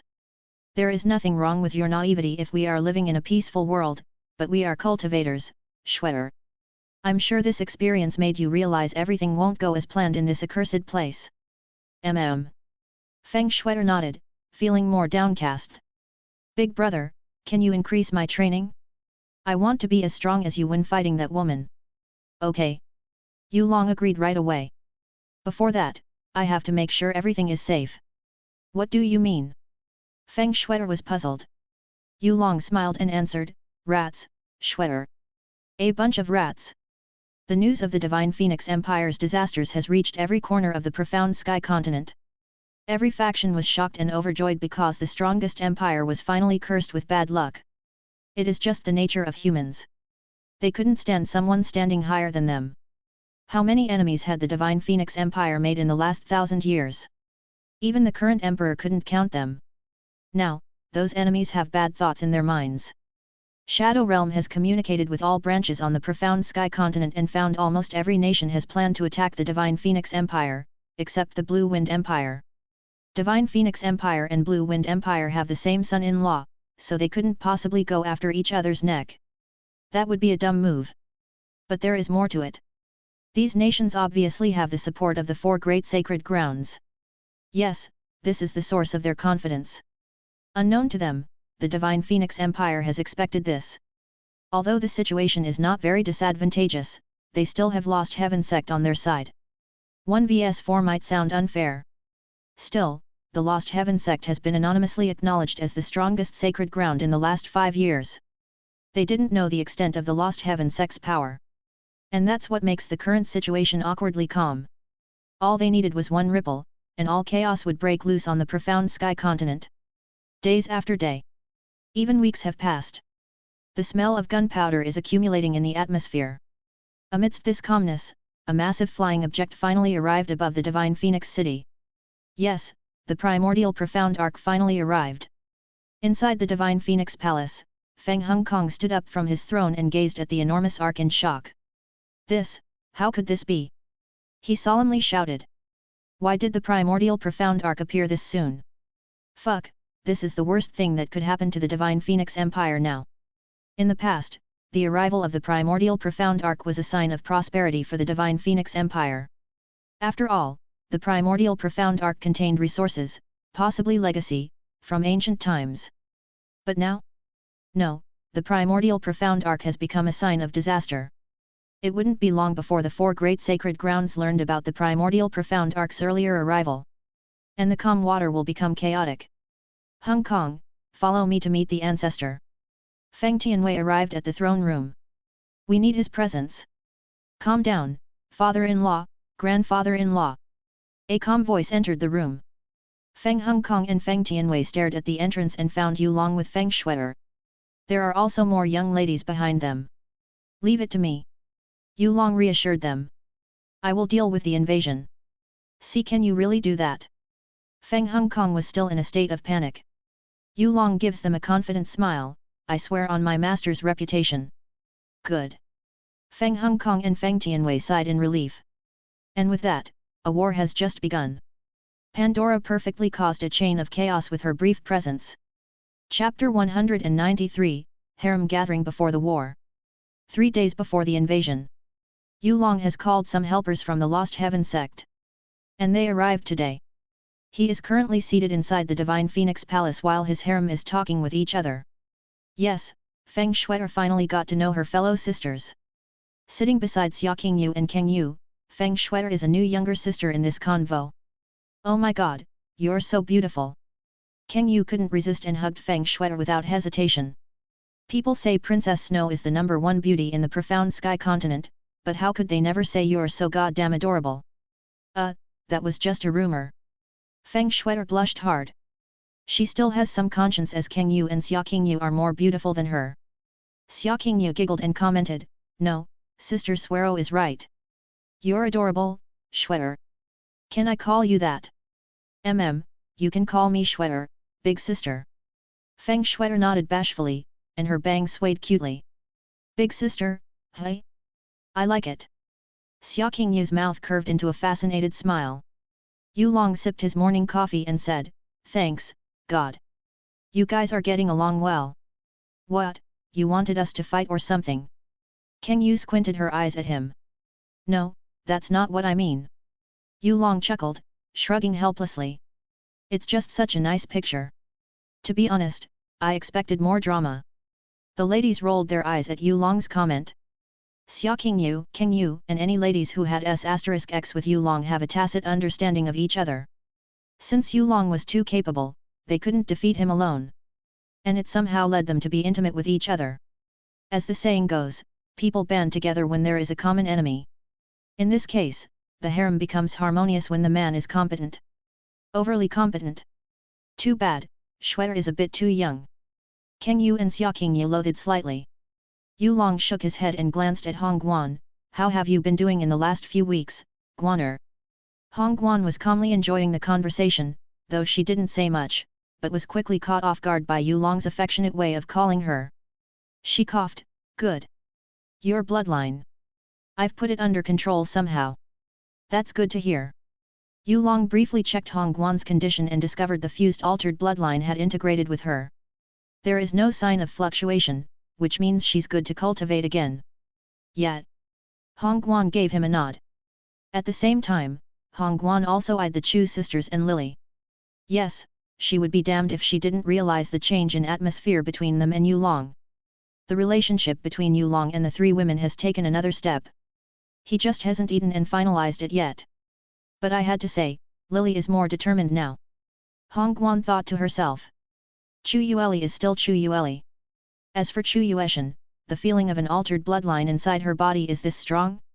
It seems Yulong has given her quite a nice one. What? Lily is chewing on a premium steak and feels Hongguan's penetrating gaze. Nothing. Hongguan smiled. I'm just happy for you. Yet. Lily looked away awkwardly. Chu Yueli and Chu Yueshan glanced at each other.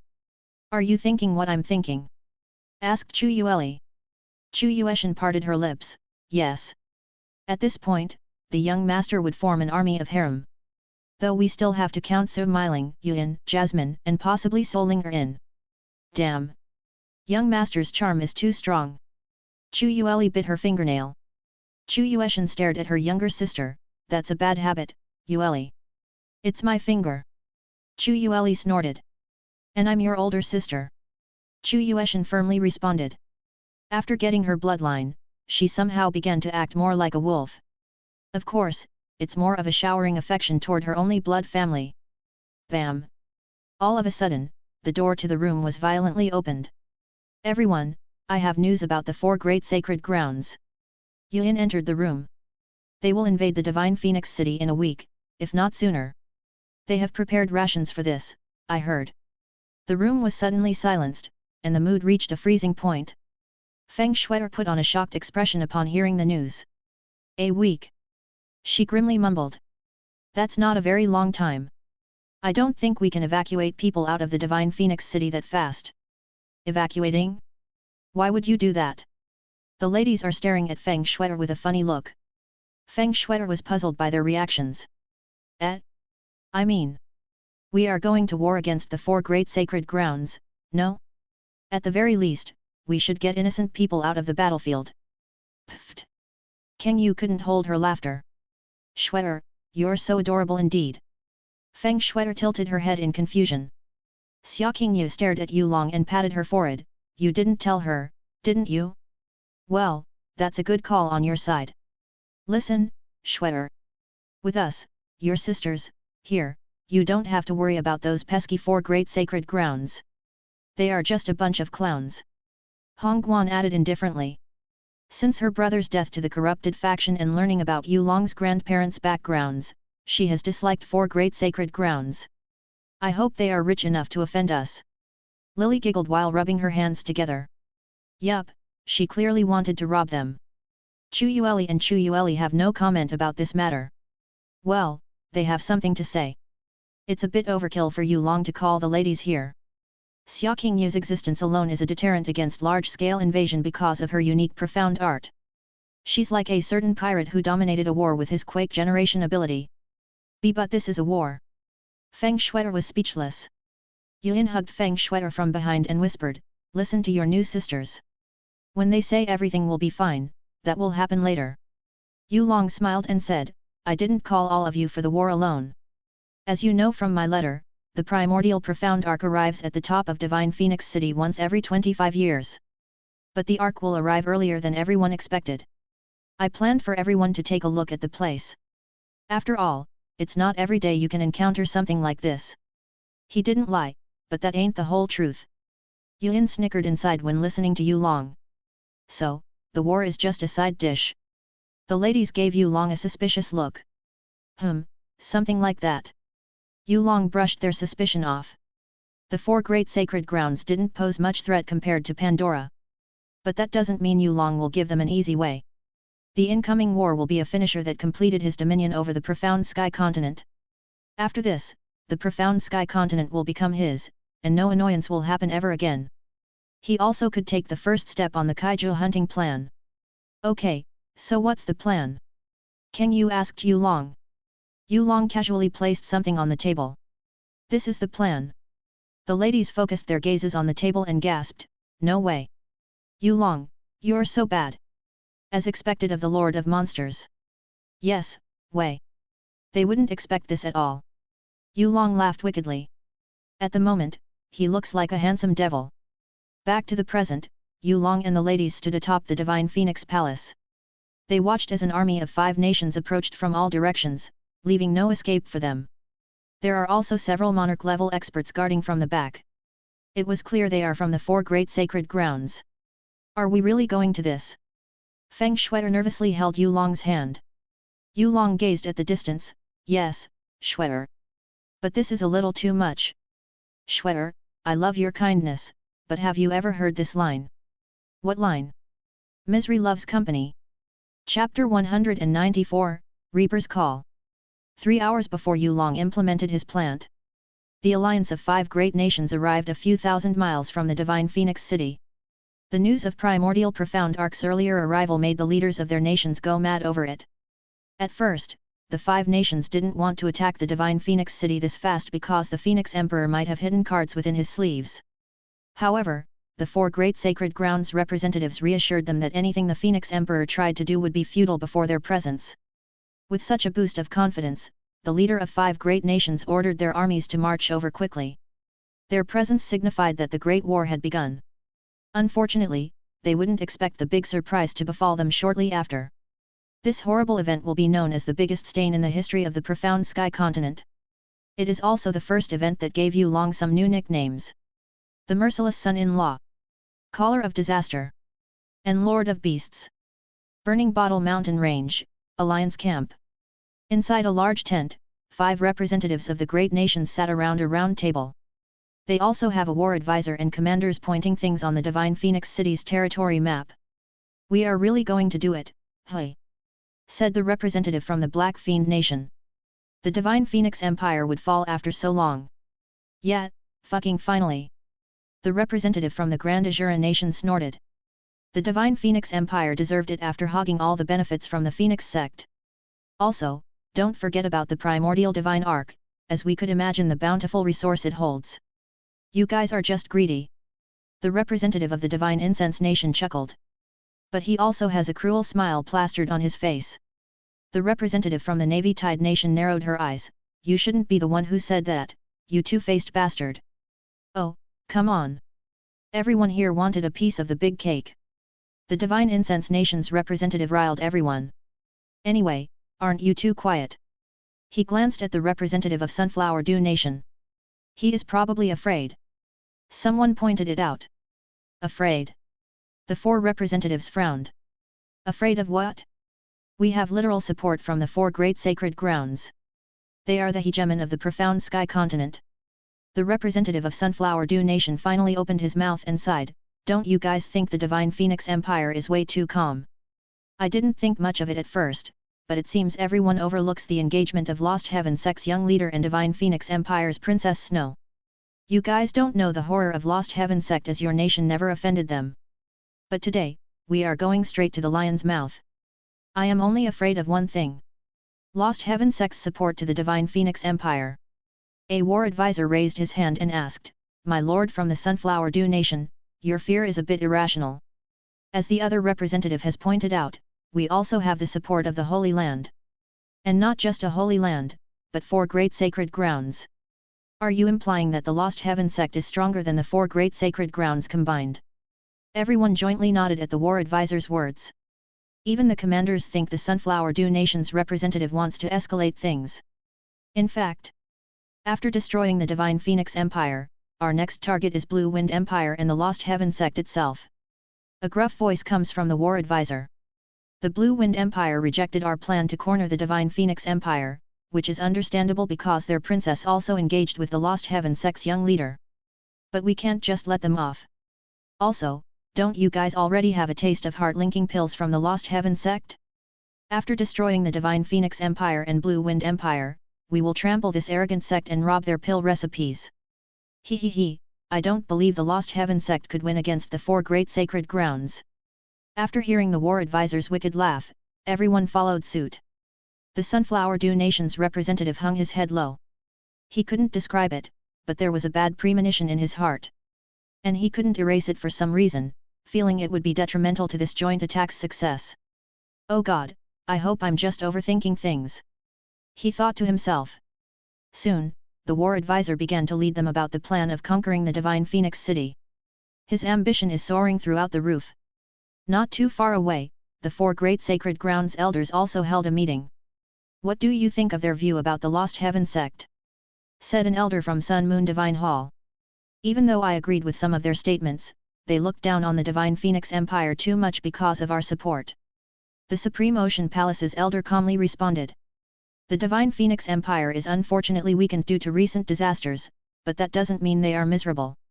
An injured beast is still a beast, and they are more aggressive and ferocious also. Not to mention, we had to consider that the Phoenix gods might still exist. She solemnly added. No, that's impossible. An elder from the mighty Heavenly Sword region shook his head. What do you mean? The elder stared at him. The mighty Heavenly Sword region looked at the distance. He tapped his finger against a rock table and continued calmly, before the Lost Heaven sect's young leader and Divine Phoenix Empire's princes got engaged, a phoenix cry echoed all over the profound sky continent. According to our sword master, it was a sign of Phoenix God's dying will disappearance. If not, the engagement won't happen that fast. The Absolute Monarch Sanctuary's elder frowned. Now that makes more sense. Since the Divine Phoenix Empire wanted a quick relation and support from the Lost Heaven sect, they sold their only princess. Such a practice is normal. But it also puzzles me. Go on, tell us what puzzled you. The elder from the Sun Moon Divine Hall urged. The Absolute Monarch Sanctuary rubbed his chin. What makes the Divine Phoenix Empire so confident about the Lost Heaven sect's support? I know the Lost Heaven sect is also a Holy Land level like us, but they are undoubtedly younger than us.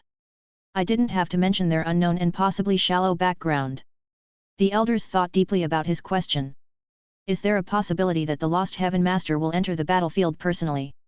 Everyone mumbled at the same time. The mighty Heavenly Sword region's elder furrowed his brows. It seems we have to raise our alert. We cannot win against someone like the Lost Heaven Master. But we should be able to stop him from interfering.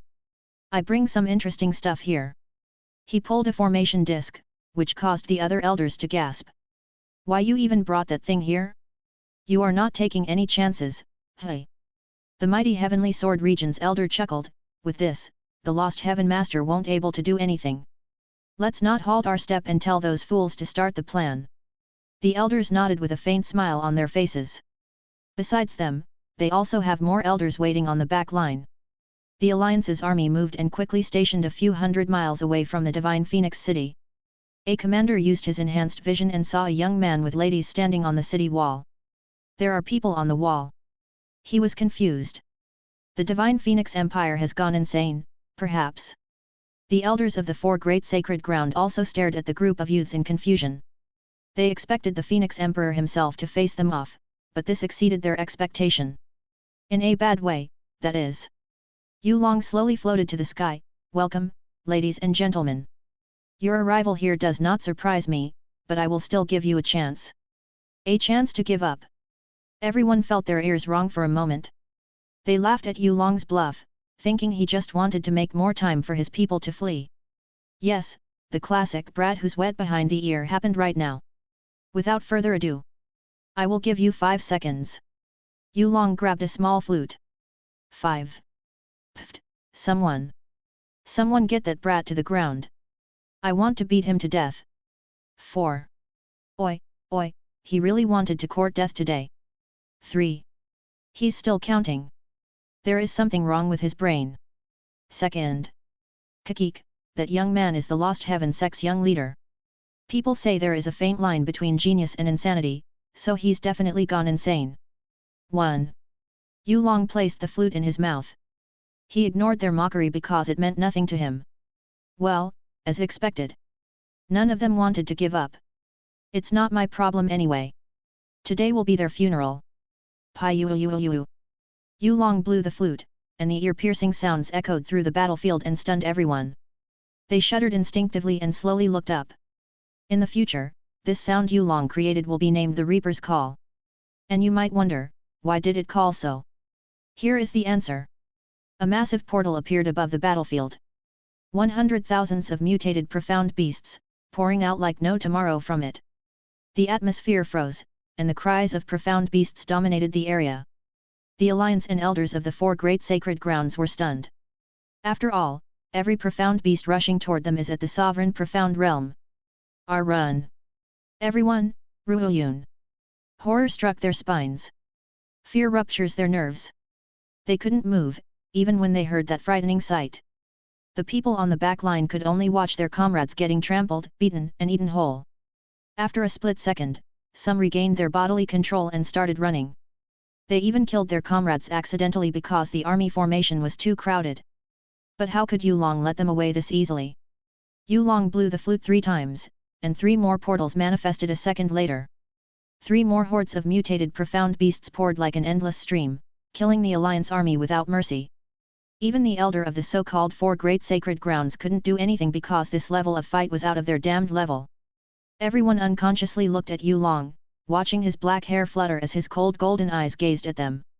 It's such an unforgettable sight as the mutated profound beast drowned them into their inevitable death. At the Divine Phoenix City's wall, Feng Shui'er vomits her breakfast and gets supported by Xia Qingyu because her knees become weak when watching this. After a while, Feng Shui'er looked solemnly at the bloody battlefield. No, it's more like a sea of blood in her vision. Fate of the weak. She whispered to herself. Misery loves company. Are you okay? Xia Qingyu asked. Feng Shui'er slowly regained her footing. Big brother is right. She gazed at her domineering fiancé in the sky. I can't be too naive anymore in this world. Kindness to others is cruelty to oneself. I need to become strong as well. She clenched her trembling hand, burning the sight of sea blood to her once naive mind. Chapter 195, Alliance Army's End, Primordial Profound Arc. Yulong emotionlessly watched the land near the Divine Phoenix City turn red from blood. He has no sympathy for people who jumped on others' misfortune. Not to mention, these people are his enemy. He's going to deal with them sooner or later. It's just that Pandora's action fastened the process. After confirming the last foe had fallen, Yulong commanded the mutated profound beast with his flute and watched them enter the portals back to the myriad season dimension. Yulong glanced at the Divine Phoenix City's wall and saw Feng Shui'er didn't look very good. She's very pale after witnessing so many deaths. However, Yulong also noticed a flicker of a determined heart in this difficult situation. A small smile slowly formed on Yulong's handsome face as he chuckled in realization, although she's commendable, a girl shouldn't look at a gory sight for too long. Yulong stretched his right hand and willed Kaiju Maker to extract the essence from 1,000,000, if not more, dying enemies. Usually, he would turn them into individual raw essence spheres, but he doesn't want to waste time. Every drop of Alliance Army's blood, shred of flesh, and pulverized bones rose from the battlefield and turned into red particles. These red particles gathered above Yulong's form and slowly condensed into a raw essence sphere. It has such immense vitality, which is okay for Kaiju Making's fuel. From now on, the Alliance nations will be weakened severely. Yulong threw the condensed raw essence sphere to his Kaiju world. We can start conquering them. As for the 4 great sacred grounds, I can let them live for a couple more days before sending the cleaning squad. Hehe, I can let them savor the fear I did today. For a moment, Yulong sounded like a cruel devil. But then, he quickly composed himself and returned to his lover's side. The news of the Alliance army's defeat should spread on the profound sky continent quickly. When the 4 great sacred grounds learn this and are trying to salvage everything they had, Shadow Realm and Lost Heaven sect will launch a joint attack at their whimpering form. Grandpa and Yun Kanghai are probably more than happy to lead the operation. Yulong returned to the Divine Phoenix City's wall. Are you all right? He landed a few steps away from Feng Shui'er.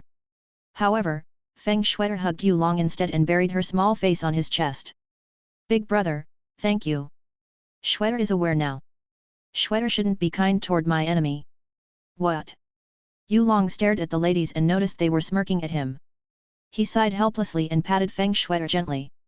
After a little war episode, they returned to the Divine Phoenix Palace and informed the Phoenix Emperor that Yulong had defeated the Alliance army. Feng Hongkong and Feng Tianwei were in disbelief. Although they trusted Yulong, the army of 5 nations with 4 great sacred grounds' support is still an overwhelming force. That's it until Yulong told them to go outside and check the battlefield themselves. Yulong has cleansed the battlefield, but the traces of the fight still exist like giant craters from over 100,000 mutated profound beast stampedes. Several mountains near the Divine Phoenix City were similarly destroyed, leaving his father-in-law and grandfather-in-law speechless. At this point, the surroundings of Divine Phoenix City have become a complete wasteland. A few weeks ago, this area was so prosperous. The current state of the land is just unbelievable. Unknown to Yulong, making Feng Hongkong and Feng Tianwei see the state of the land drove them to be more ambitious to hold a wedding ceremony for him and Feng Shui'er. In a garden, Su Nanan and Yulong talked about something. Is it over? Su Nanan asked while enjoying her tea. Yes, you look relaxed, Grandma. Yulong leaned against the wall. Su Nanan smiled, I've witnessed too many deaths to care much about them. As long as those deaths aren't my family. I probably should contact Sanshan now. You want to counterattack the 4 great sacred grounds, right? Wow, you guessed it. Yulong raised his brows. It's not hard to guess. Su Nanan giggled while placing her teacup down, your grandfather and I knew your ambition to conquer the profound sky continent. While you're doing this out of necessity to keep your people growing, we also wanted to avenge the Eternal Night royal family's unjustified fall. You don't know how much generational hatred your grandpa has to carry in his unfortunate life. When I met him for the first time, he wished to become the strongest man in the world but lacked the best time to cultivate. Who would have thought our grandchildren would be so monstrous that his dream will come true soon? This is also good. My granddaughter can grow without having to worry about our past. Su Nanan closed her eyes and sighed in relief. Wait, you never told the Divine Phoenix Empire's royal family about our Eternal Night royal family's lineage. Yulong realized something. Su Nanan peeked at him, well, that was unnecessary. But now that you remind me, we will talk it out with Tianwei as soon as Sanshan arrives at the Divine Phoenix City. Anyway, enough of that. What about that lass, Shui'er? She's a good child, isn't she? Yulong smiled naturally, yes. Su Nanan noticed Yulong's easygoing smile and nodded in satisfaction, treat Shui'er well, Yulong. I don't want to see my granddaughter-in-law unhappy. Don't worry. Before Yulong could reply, Su Nanan added something to her statement that made him speechless. If Shui'er was unhappy, how could I have many great-grandchildren? Yulong's mouth twitched, what great-grandchildren? She's still too young for that. I will excuse myself then. The primordial profound arc isn't going to wait for me. See you later, Grandma. Watching Yulong's departing back, Su Nanan shook her head because Su Sanshan was like their grandson. One day. Eventually, I will return the Eternal Night royal family to its former glory. A voice of burning spirit struck Su Nanan's memories. Yulong arrived at the Divine Phoenix Garen and saw the ladies were ready to enter the primordial profound arc, which includes the recovering Feng Shui'er. He glanced at the primordial profound arc and commented, it looks more like a ship than an ark. Then, again. Noah's Ark is also a ship. Primordial profound arc is the creation of evil god. It is also the place where he kept his dying daughter. Well, half of his daughter. Let's go. Yulong extended his hand to Feng Shui'er. Feng Shui'er accepted his hand, and everyone flew to the primordial profound arc. They boarded the ethereal-looking ship and were immediately greeted with a desolated board. Yulong didn't have to say anything as everyone split out and checked the primordial profound arc differently. After all, the primordial profound arc's interiors are akin to secret realms themselves. This place is too vast for one large group to explore. Yulong and Feng Shui'er entered the primordial profound arc and met with some tyrant profound beasts. They are nothing special, but Feng Shui'er could use them as sparring partners. 1 hour passed, and they arrived at a deserted land. This place is too quiet. Feng Shui'er looked around curiously. Big brother, I don't detect any tyrant profound beast here. Yulong nodded, we are mostly deep inside the primordial profound arc now. Those profound beasts only roamed outside. There is something there. Let's check it out. He sensed a ghostly presence nearby and dragged Feng Shui'er along. Feng Shui'er happily followed Yulong, and they entered a fortress with some complex arrays. These layers of arrays are unique because they connect to the whole ship, meaning this place is where one could control the primordial profound arc. Big brother, look. Feng Shui'er pointed her finger somewhere. There is a girl there. Yulong stared at the area Feng Shui'er pointed, so, you're here. Evil god's daughter. A petite little girl slept inside a crystal coffin. She had long hair that reached all the way to her lower back and was bright red. Her face is cute with an exquisite nose pointed upwards, watery tender lips, and similarly red eyelashes. She wore a bright red imperial robe and looked like a porcelain doll. However, Yulong knew she was very much alive. Sky. Poison Pearl. A hoarse voice suddenly reverberated in the room. Chapter 196, Sword Spirit God Clan. Sky. Poison Pearl. A hoarse voice suddenly reverberated inside the fortress. Yulong and Feng Shui blinked a few times, watching dust swirling into a woman figure.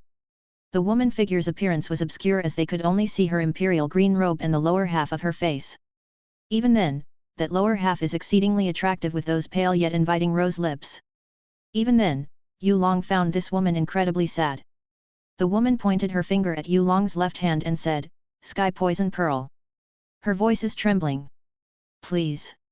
Sobs escaped her sore throat. "Save her, save Wanhu." Feng Shui couldn't look at this sight and grabbed the corner of Yulong's sleeve. "Big brother." She has a pleading look on her face. "You still haven't learned, huh?" Shui. Yulong teased while pinching her little nose. "Do not trust a stranger. What if this woman was a bad person?" "I know, but..." Feng Shui hesitantly peeked at the sobbing woman. The more she looked at it, the more sympathetic she felt. It is just who Feng Shui is. She's a pure and kind princess with a golden heart. Even though Feng Shui has learned the bad side of the world, she couldn't just stay quiet near the pleas of the unfortunate. Not to mention, Feng Shui didn't feel any evil presence from this woman. "I will reward you!" The woman frantically shouted. "I can give you control over the spirit world of heaven and earth." "Are you talking about this primordial profound arc?" Yulong furrowed his brows. "Yes. If you saved Wanhu, this primordial profound arc will be yours. The Sword Spirit God clan no longer exists, so there is no use in holding this artifact." Feng Shui used a puppy's eyes technique on Yulong, which was very effective. "Fine, I have made a promise with Evil God anyway." Yulong's words shocked the woman. "Why you?" The woman trembled upon a realization. Yulong stepped forward and tapped the coffin where the other half of Evil God's daughter slept for God know how long. A familiar poison burst out when he opened the coffin, which made the woman and Feng Shui gasp. "There is the absolute God-slaying poison inside. Hurry up and close the coffin of eternity. You can't carelessly handle this poison." "It's fine." Yulong waved his hand casually. "I can't let the other half of his daughter be in such a state." After saying that, Yulong used Sky Poison Pearl's purification and Kaiju Maker's extraction on full blast. A vortex appeared on his left palm and sucked the absolute God-slaying poison inside Evil God's daughter. It was such a miraculous sight. This. Even though the Sky Poison Pearl can cleanse absolute God-slaying poison, it shouldn't be this fast. "You said you made a promise with Evil God earlier." The woman stared at Yulong's back solemnly. "Are you telling the truth?" Yulong didn't even bother to open his mouth as he casually showed the woman Evil God's fire and water seeds. Her rosy lips parted into an O shape when she saw shiny red and blue rocks. "Are you perhaps Evil God's inheritor?" The sadness in the woman's heart dissipated and was quickly replaced with excitement. "Technically, yes. But no." Yulong answered ambiguously. "What do you mean?" "His legacy is too shabby for me." The woman was speechless. "What do you mean by Evil God's legacy is too shabby?" "He was one of the creation gods." Yulong didn't care about the woman's shock. He's simply stating the truth here. Evil God's berserk attribute and elemental prowess aren't very appealing for him. Don't get Yulong wrong. Those traits are strong. Nonetheless, are they stronger than aspects he could cherry-pick from his personal ancestral god-made, Shizu? Yulong focused on treating the little girl's poison and ordered Shizu to bring Niyu and Solinger here. He wanted to see the reaction between two separated souls. What is this?" As Yulong extracted half of the poison, he noticed something was wrong with this little girl's soul. It was a complete soul. He glanced at the woman and questioned, "Hey, why did her soul complete? I thought Evil God only asked you guys to take care of his daughter." The woman covered her mouth in shock because Yulong could notice the nature of her princess's soul. She stared at Yulong's golden eyes and slowly responded, "Evil God did, but the Sword Spirit God clan's patriarch doted on the Evil God's daughter so much and even treated her like his true daughter. so, he completed her soul with the Sword Spirit God clan's secret technique and made her part of us. That day, Evil God's daughter became Sword Spirit God clan's princess, Ling Wanhu. However, the devil race caught wind of this news and targeted us as their first absolute god-slaying poison's victim. Unfortunately, they succeeded, and the Sword Spirit God clan is no more. I've been operating Spirit World of Heaven and Earth for years, waiting for the new owner of Sky Poison Pearl to arrive. This lower star is created by the evil god himself, so I know the Sky Poison Pearl would be here sooner or later. Finally, today is the day. I see. Yulong digested her words a bit. Do you have a name? The woman was stunned by his question. Then, she shook her head and replied, I'm nothing but a lingering soul now. I've cast aside my existence to operate the spirit world of heaven and earth and help the princess. You said the devil race targeted your clan, right? Did they know the evil god's daughter's identity? Yulong frowned. No, they purely targeted us because our sword spirit god clan's ability is a literal counter to devil race. And what ability is that? Sword Spirit God clan's members can turn into a sword. They are deeply related to the heaven-punishing ancestral sword, and the evidence of that is their ability to wield light elements upon transformation. A familiar voice suddenly entered the fortress. And as you know, devil race hates light elements. Whoa, this place is so big. Another cheerful voice followed. Teacher, you're right. Yayu, I can feel Big Brother's presence. The woman turned around and saw a white-haired woman in a black maid's dress. On each side, there are two girls. Who are you?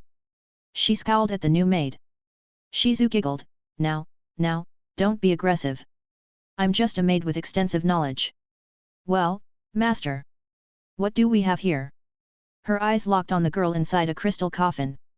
Yet another daughter of evil god, and her condition isn't any better than Yayu. Yayu hovered in the air and stared at the red-haired girl in the crystal coffin. Tears instinctively welled in her eyes because seeing this girl felt like a reunion for her. The woman was shocked when seeing Yayu. A word couldn't describe her surprise. You don't have to guess. Yayu is the other half of your princess. Yulong answered right away. I took her under my care not too long ago. Humph, you left us for weeks, bad big brother. Solinger complained to Yulong. Then, she comforted Yayu by hugging and wiping her tears. Haha, my bad. I will take you to Silver Lake City later. Yulong chuckled helplessly. Yay! Don't be sad, Yayu. Big brother said he would take us to Silver Lake City. Solinger grabbed her friend's hand. Yayu didn't say anything, and her eyes were still watery, but she did feel slightly better. Do you need my help, master? Shizu asked while standing beside Yulong. No. If you want to help me, keep that woman alive. She's a good specimen for my research. Understood. Shizu turned around and smiled at the woman. What are you going to do? The woman raised her guard. Hee, don't worry. I wouldn't do anything bad. Shizu flashed and gently tapped her finger against the woman's forehead.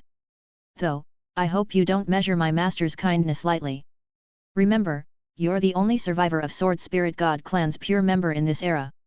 As the woman's world turned upside down, the red-haired girl in the coffin opened her eyes and revealed a pair of vermilion eyes.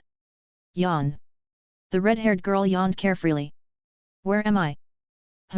Why did my head feel funny? The girl blinked a few times and stared at Yulong. Whoa, there is a handsome big brother here. The corner of Yulong's mouth twitched upon hearing the girl's first few lines after waking up from her deep slumber. Evil God, your daughter is something else. Chapter 197, Separate Souls Reunion, Ni Wanhu. Yulong patiently sighed inside. He has made a promise with the evil god to take care of his daughter, whether they were whole or not. But he really didn't expect the other half to be this talkative. She's the polar opposite of Yayu, who's very calm and aloof. Yug, I'm hungry, said the red-haired celestial spirit while rubbing her flat stomach. Handsome big brother, do you have food? I have some. Yulong helplessly tore through his spatial storage and pulled out some high-quality hidden weapons. He didn't use these weapons anymore. The little girl's eyes sparkled when seeing Yulong's hidden weapons. She quickly grabbed them without shame. Then, a fascinating sight of a cute bundle of redness chewing on hard steel happened before everyone's eyes. Yulong knew about the uniqueness of Evil God's daughter, but he couldn't say the same for others. Crunch! Crunch! Yummy! The little girl happily devoured a whole dagger. Feng Shui'er! Solinger! Shizu looked at this and mumbled calmly, as expected, her sword spirit god clan's constitution is imperfect. But this is also good as she could grow into a stronger celestial spirit, even surpassing the sword spirit god clan's pure lineage. No, maybe this imperfection was planned in the first place. The sword spirit god clan's patriarch should know that the potential of evil god's daughter is strong, if not better, than him, so he purposely made an intentional gap so she could fill it herself. What a meticulous guy, don't you think so? She glanced at the last pure member of the sword spirit god clan. The lingering soul has recovered her existence and looks at her hand in disbelief. For a moment, she witnessed Shizu's origin and was scared witless. She looked at the white-haired woman in a black maid outfit with nothing but reverence now. Why yes. Patriarch is a very mindful person. This, goddess. Please forgive my rudeness earlier. And thanks for helping me. Hehe, I don't take offense to your ignorant performance. Shizu giggled in person. However, you shouldn't thank me because I'm not the one who decided your survival. My master did. The woman's eyes widened in realization as she moved her gaze to Yulong and recovered the sword spirit god clan's princess. Princess Wanhu, she's free of absolute god-slaying poison now. She decided to call her despite her complex emotions. Thank God. You mister. Thank you for saving Princess Wanhu. I, Ling Xiun, am indebted to you. As I promised, I will give you the control over the spirit world of heaven and earth. The woman waved her hand and controlled the array formation in the fortress. She manifested a small jade token and handed it to Yulong while bowing her body. Yulong glanced at the jade token and picked it up, feeling a rush of information in his mind. He owned the primordial profound arc, or what the creator named spirit world of heaven and earth now. He had to say that evil god's naming sense is very cultivation world-esque. Wait, did you say your name earlier? Yulong squinted his eyes. Ling Xiun nodded, the ancestral. Shizu smiled kindly at her. Ling Xiun nervously fixed her words, I mean. Your goddess-like maid helped me recover my former existence. Oh? No wonder. After that, Ling Xiun kneeled before her princess and asked, Princess Wanhu, do you still remember me? Yum, who are you? The girl in question is busy with eating her snack. Her soul has been sleeping and stayed in a temporal state for too long. It was a miracle she could live with that much absolute god-slaying poison in her body. Shizu commented calmly. So, she is nothing but a clean state now. The only way to recover her memory is by reuniting with her other half to become a perfect entity again. But Shizu gently pushed Ni Yayu to Princess Wanhu. I don't recommend that. Princess Wanhu and Ni Yayu stared into each other's eyes, blinking to confirm their hazy vision. All of a sudden, they confronted each other and cried sorrowfully. They hugged in this fortunate reunion and let out a godly light that Shizu was familiar with. Ah! If they didn't get split, they might become the second ancestral god. She sighed melancholy. There. Yulong walked forward and patted the crying girls' heads out of pure instinct. Everything will be fine. As long as I'm here, no one can separate you two again. It surprised Shizu for a moment. As far as she knew, Yulong was not a sympathetic character. Ah, karma.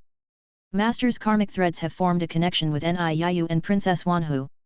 Solinger enviously stared at this sight but kept it under control. Even though she was a young girl, she knew how to let others enjoy their moments. It's not like I can't ask Big Brother to pet me. She crossed her arms proudly. How touching. Feng Shui'er smiled when seeing Yulong so gentle with those girls. He's definitely going to be a great father. But at the thought of Yulong as a father, Feng Shui'er couldn't help but blush because she also imagined herself as the mother. They are having twins in her imagination. After the girls stopped hugging each other, Yulong grabbed a napkin from his spatial storage and wiped their tears off. Thanks. Ni Yayu uttered in her soft voice that only Yulong could hear. Thank you, handsome big brother. On the other hand, Princess Wanhu loudly exclaimed her gratitude. I've decided. I will live with you from now on. Good decision. Shizu giggled. Leave her to me. I can babysit and help her recover her origin. Still, you might want to give her a new name. Rather than a new name, it's better for her to keep Wanhu's name. Yulong denied it right away. As for the family name, Let her use evil god's family name. Ling Xiun was stunned because this meant Yu Long respected her patriarch's effort. She felt touched and vowed to serve Yu Long like her clan leader. Unknown to Ling Xiun, Yu Long doesn't want to wreck his mind to give Princess Wanhu a new name. He looked down at Princess Wanhu and smiled, "Your name will be Ni Wanhu from now on. What do you think?" Can I eat that?" "Of course not." "Then, I don't want it. What if I said those names befit your background and cuteness?" "Cuteness? Oh, then I want it. From now on, I shall be Ni Wanhu," the red-haired girl declared without hesitation. "I'm the cutest girl in the world."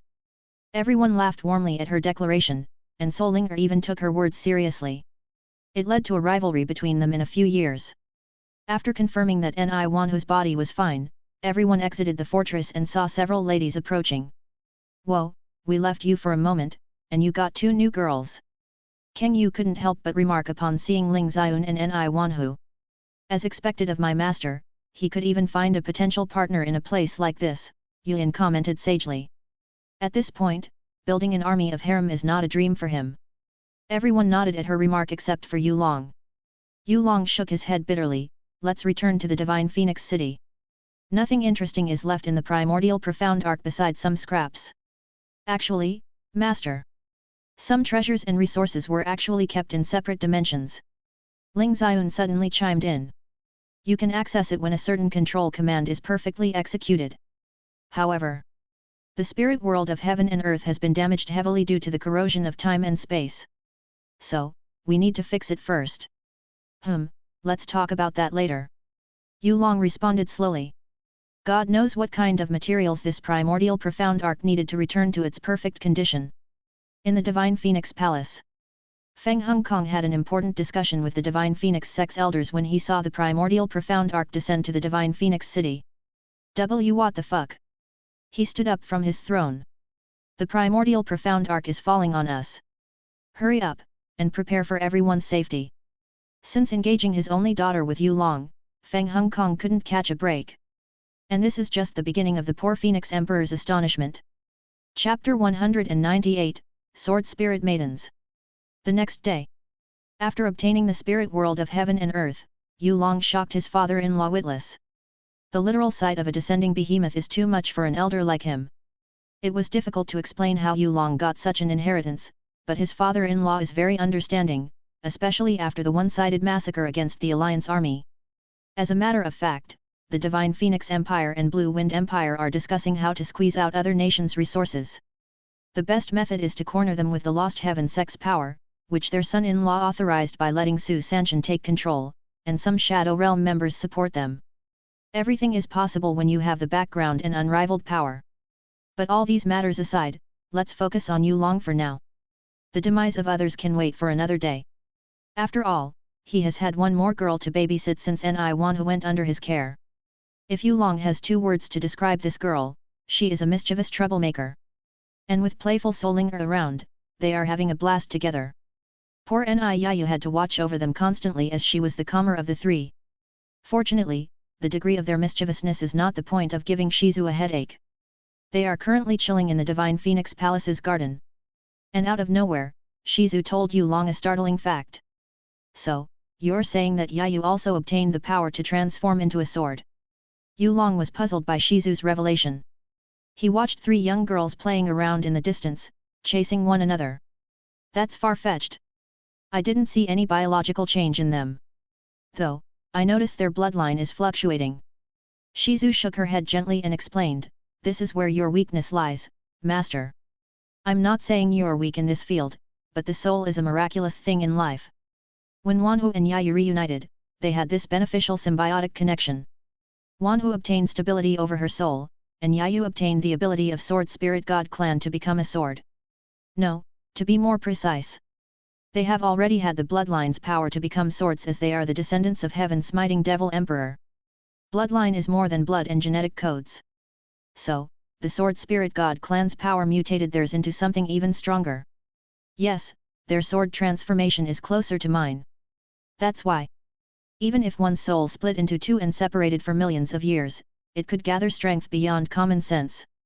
Your Kaiju Maker, without a doubt, is also something beyond common sense, but you can't create a powerful soul from scratch, right? You used an existing soul, preferably one with strong attachment or resentment, to create a kaiju. She gazed at Yulong's golden eyes smugly. Yulong's mouth twitched as he flicked Shizu's forehead. That smug smile of hers is irritating. It's not that I can't create a soul from scratch, Yulong scowled. I just haven't found the right method. I see. Shizu rubbed her forehead, pouting her mouth. Well, do you want to learn the wonder of souls? Yulong didn't say anything and stretched his hand to Shizu. Shizu giggled inside and created an ancient-looking leather book out of nowhere. This is the best thing I could gather about the soul now.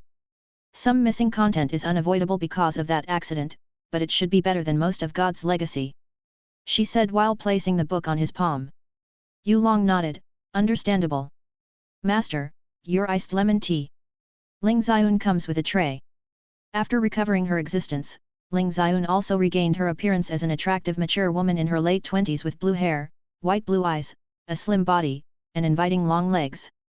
And yes, she also wore a maid outfit like Shizu. Her maid outfit is blue, with a large bow on the back. Thanks. Yulong grabbed the drink. Say Xiun. I'm curious about your sword spirit god clan's ability, so why don't you demonstrate it to me? This. Ling Xiun glanced at Shizu, and the ancestral maid nodded in response. Unfortunately, she didn't notice the faint smile on Shizu's face. When Shizu helped Ling Xiun recover her existence, she pulled some strings and did more than required. Okay, it's been a while since I transformed. So, please forgive my lack of control later. Ling Xiun placed the tray down and closed her eyes. Nothing happened for 5 seconds until a beating pulse echoed from Ling Xiun's body. Her white-blue eyes lit up and emitted a divine light. Shing! A sharp aura sliced through the air, and a majestic azure-colored sword with a lotus-shaped guard and black hilt manifested. Interestingly, the sword's body is 2 meters long and almost paper-thin wide. Something that had Yulong's attention the most was the engravings on the sword's body. The Primal Azure God Slaying Sword is carved beautifully near the guard of this sword. Primal Azure God Slaying Sword. Yulong mumbled in awe. At the same time, a voice comes out of the sword. What? What happened to my body? Ling Xiun was shocked. She still remembered her transformation, which was on top of other sword spirit god clan members. But she's not a god-slaying sword. In fact, her sword's character should be Azure Devil Piercing Sword. Xiun, if I were you, I would have formed a contract with my master right now. Shizu chuckled in anticipation. Ling Shizu's sword body trembled as she nervously moved to Yulong's side. Master, do you want to form a contract with me? Sure. Yulong was curious about what could happen when they formed a contract. The azure sword released a blinding light, indicating that Ling Xiun was happy. She immediately asked for a drop of Yulong's blood. Yulong gave her a drop of his blood, and Ling Xiun immediately did a ritual. Soon, an azure lotus with a tangling silver roots tattoo appeared on Yulong's right arm. The commotion they caused attracted everyone's attention. Niwan stopped chasing Solinger and felt a peering pressure on her back. She turned around and saw a majestic azure sword near Yulong, which somehow caused her to feel jealous. Yu, let's go and surprise Big Brother as well. She dragged her soul sister along. Yu nodded in agreement and ran toward Yulong. Their bodies instinctively lit up and transformed into 2 heavy swords, leaving Solinger speechless. Solinger was dumbfounded. Since when did her friends become massive swords? As Yulong was about to reach for Primal Azure God Slaying Sword's handle, a crimson and white light broke through spatial fabrics and appeared before his eyes. He stretched his left hand. What the? Hehe, here is the surprise. Shizu knew something like this would happen. 2 heavy swords floated above the ground and released a deterring presence. One is crimson red, and the body is as wide as an adult and filled with messy dark engravings. The length is around 4 meters, with the wing-shaped guard and straight yet bulky hilt. A faint layer of killing aura coated the whole sword, making it more menacing. The engravings on the sword read Heaven Smiting Devil Slayer Sword. The other sword is similar to the previous one besides a silver-white body coated with an ominous aura, the engravings, a coiled tail-like guard, and a hilt attached to a 4-colored gem. Meanwhile, this sword's engravings read Heaven Smiting Devil Emperor Sword. Heaven Smiting Devil Slayer Sword, and Heaven Smiting Devil Emperor Sword. 2 sides of the same coin indeed. Shizu's eyes gleamed in amazement. Big brother, please give us your blood. Wanhu wants it. A high-pitched voice comes from the crimson heavy sword. Contract, please. A calm voice followed from the silver-white heavy sword. Yu Long. After thinking about it, Yu Long gave 2 drops of blood to Ni Wanhu and Ni Yayu because he didn't see any harm in doing this. It's not like he's going to use them as weapons. Ling Xiun is more than enough.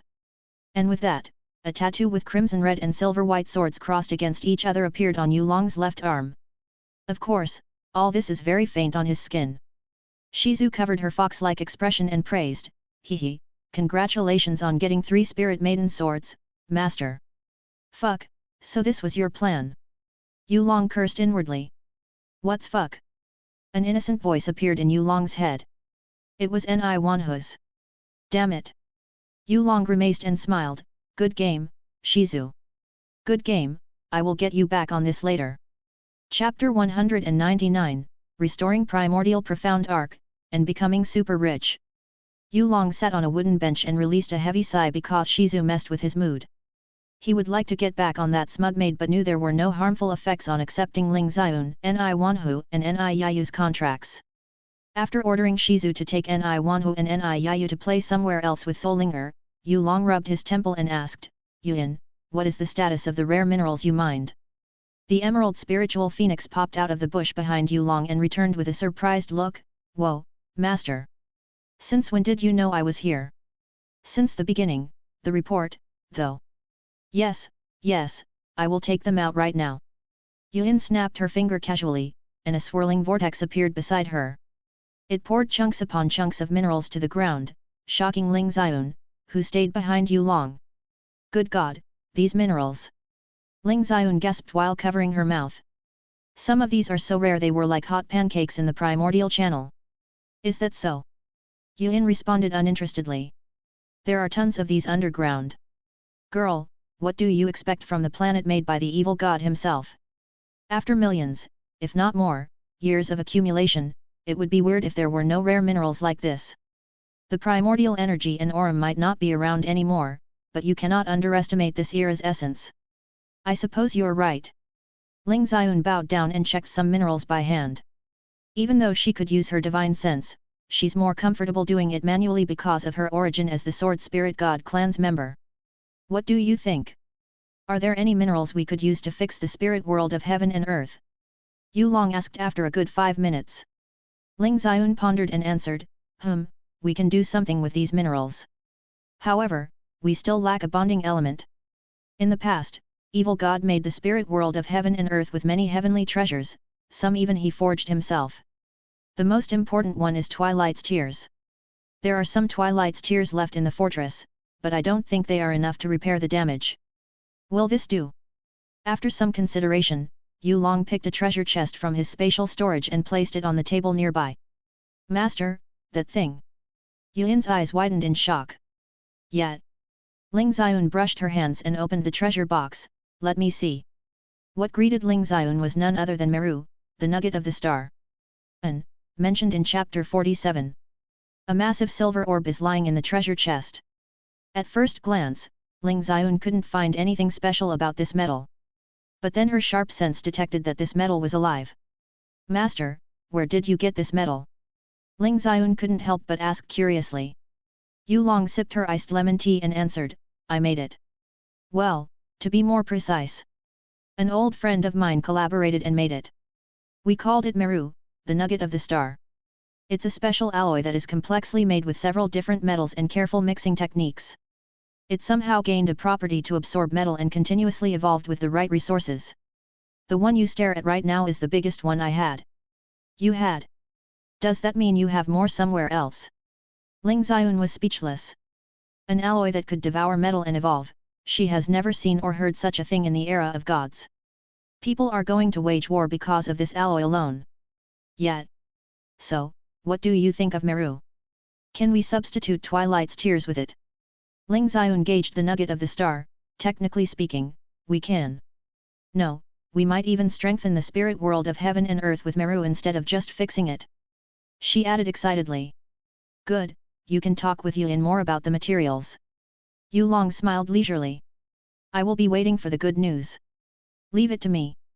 Ling Xiun patted her chest. To us. Yuan scowled at the new girl. Yes, I mean us. Yu Long watched two ladies to the area where the primordial profound arc was parked and chuckled inwardly. Out of the ladies, Yuan is very brave but isn't particularly close with anyone. It's not like Yuan never talked with other ladies. She's just a one-man team. With the new maid Ling Xiun and Feng Shuier, the perverted Emerald Phoenix should get new companions. Well, let's take a nap. Yu Long tactfully closed his eyes. He took the advice of his lovers and people to rest every once in a while. Overworking without satisfactory productivity isn't good anyway. However, Yu Long didn't realize his arrangement would be frighteningly effective. An hour later, Lin Xiu and Yuan returned to the garden. They appeared weary and exhausted, but smiles were plastering over their beautiful faces. Master! They called him out. Yu Long slowly opened his eyes. What's the matter? I thought you two were going to fix the primordial profound arc. Hehe, we did. Yuan placed her hands on the hip proudly. It was easier than I thought.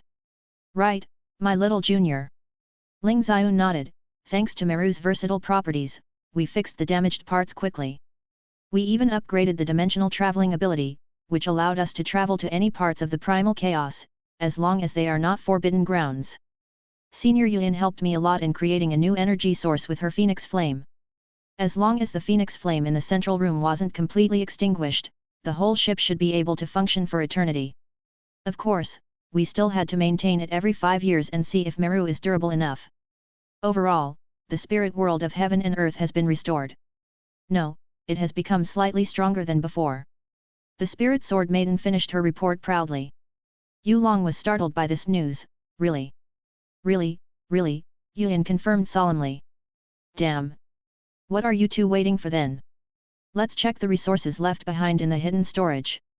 Yu Long was excited to see what kind of treasure and resources his new ride kept. They went to the spirit world of heaven and earth without further ado. Upon stepping onto the deck, Yu Long immediately felt the difference as the whole ship wasn't shaking. There is also the suction force that absorbs the surrounding profound strength. Yu Long entered the inner dimension and saw the land of lives, such as ancient trees and profound beasts. After restoration, these tyrant profound beasts stopped being aggressive. Interesting. Where is the hidden storage? Yu Long asked Ling Xiun. Ling Xiun understandingly escorted Yu Long to a fortress and tapped her foot against the floor, causing several white lines to appear on the black floor. The tiles moved and arranged themselves into a door frame. A spatial swirl appeared, which would lead them to the hidden warehouse. Yu Long entered the warehouse and was immediately greeted by mountains of amethyst-colored crystal. And that's just this part of the warehouse. Yu Long could see the herbs section, technique, and weapons not far away. What are those amethyst-colored stones? Yu Long asked. Divine crystals. Ling Xiun answered honestly. They are a long crystallization of primordial energy and universal laws of primal chaos. Divine crystal also currency in the era of gods. I don't think the current era has divine crystals, but I could be wrong. The highest currency in the realm of gods is purple profound jade. Yu Long returned as he got some information from Jasmine a while ago. And they are much worse than these amethyst crystals. Yuan giggled and dropped a fact bomb. Master, what if I told you all this wealth was pocket money that evil god kept for Wanhu? Pocket money? Yu Long was speechless. Yes. Ling Xiun confirmed it. The evil god did leave some wealth and resources for Princess Wanhu. Still, it was left untouched because the Sword Spirit God clan's patriarch spoiled the princess so much she didn't have to touch her pocket money.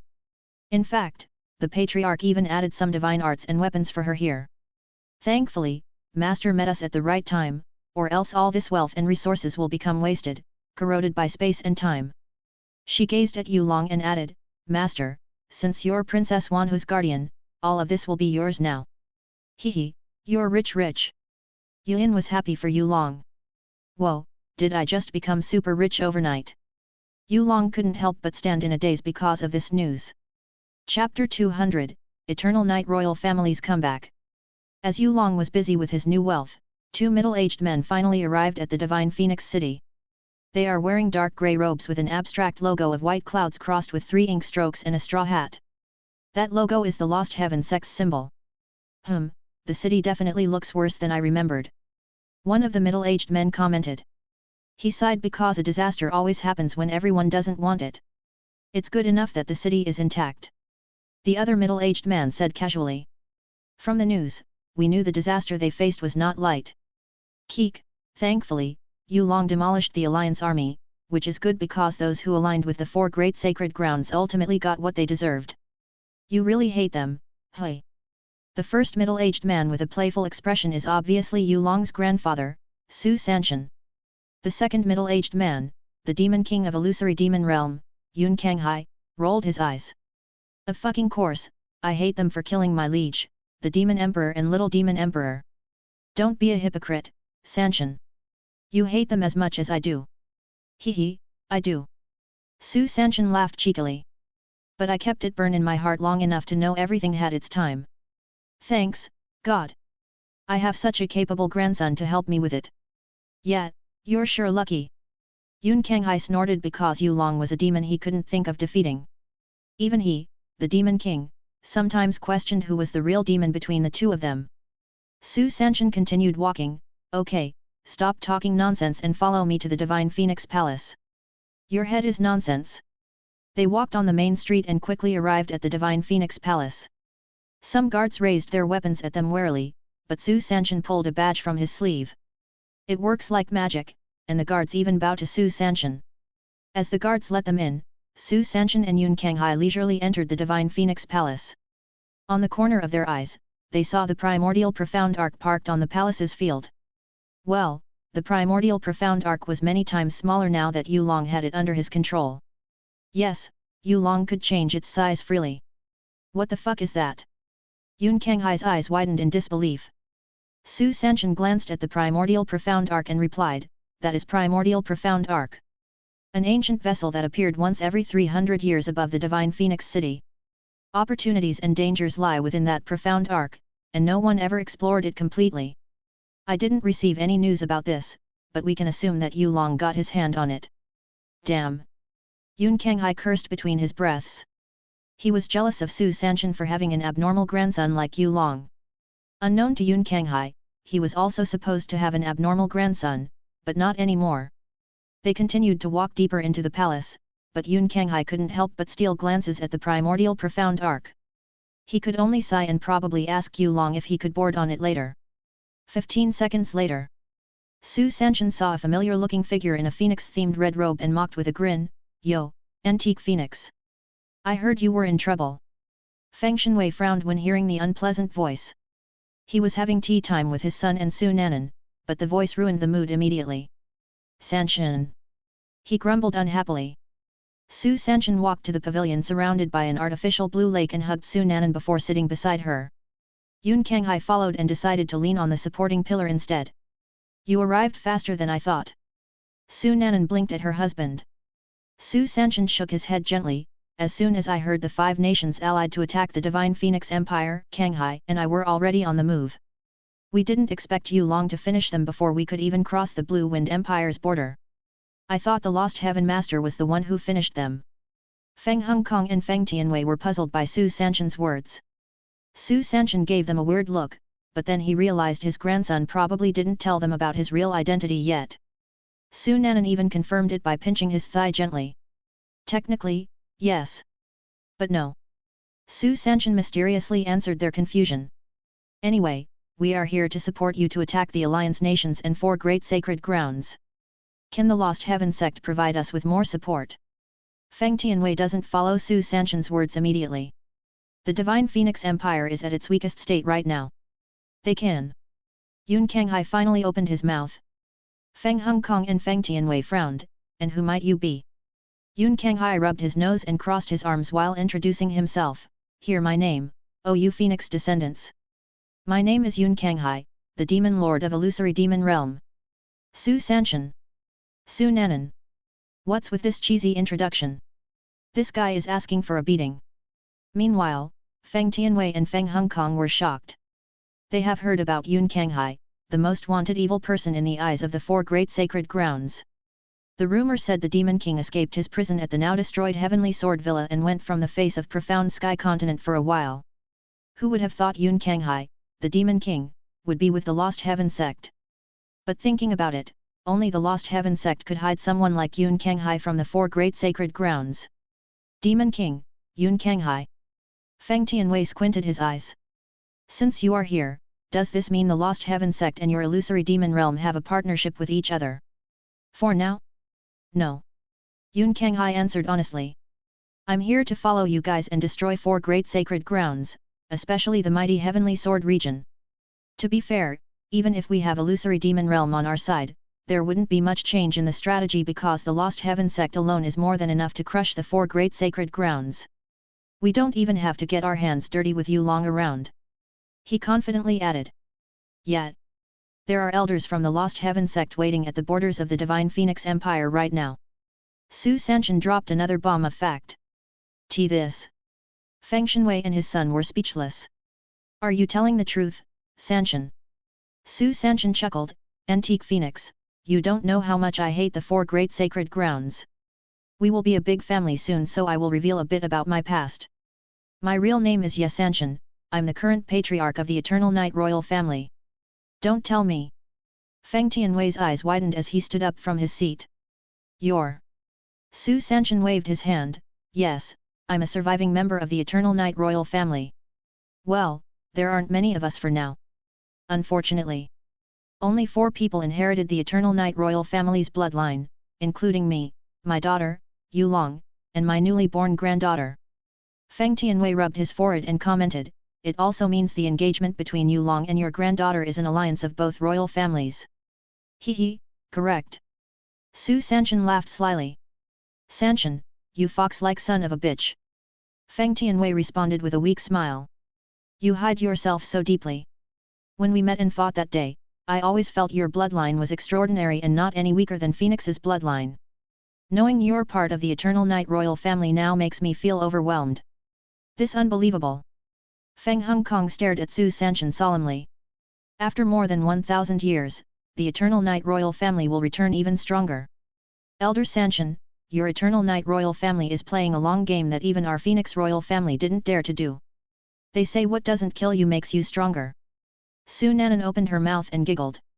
Although the 4 great sacred grounds branded the Eternal Night Royal family as an evil faction, Feng Tianwei and Feng Hongkong knew it was a big, fat lie. They wanted a huge piece of cake that the Eternal Night Royal family had.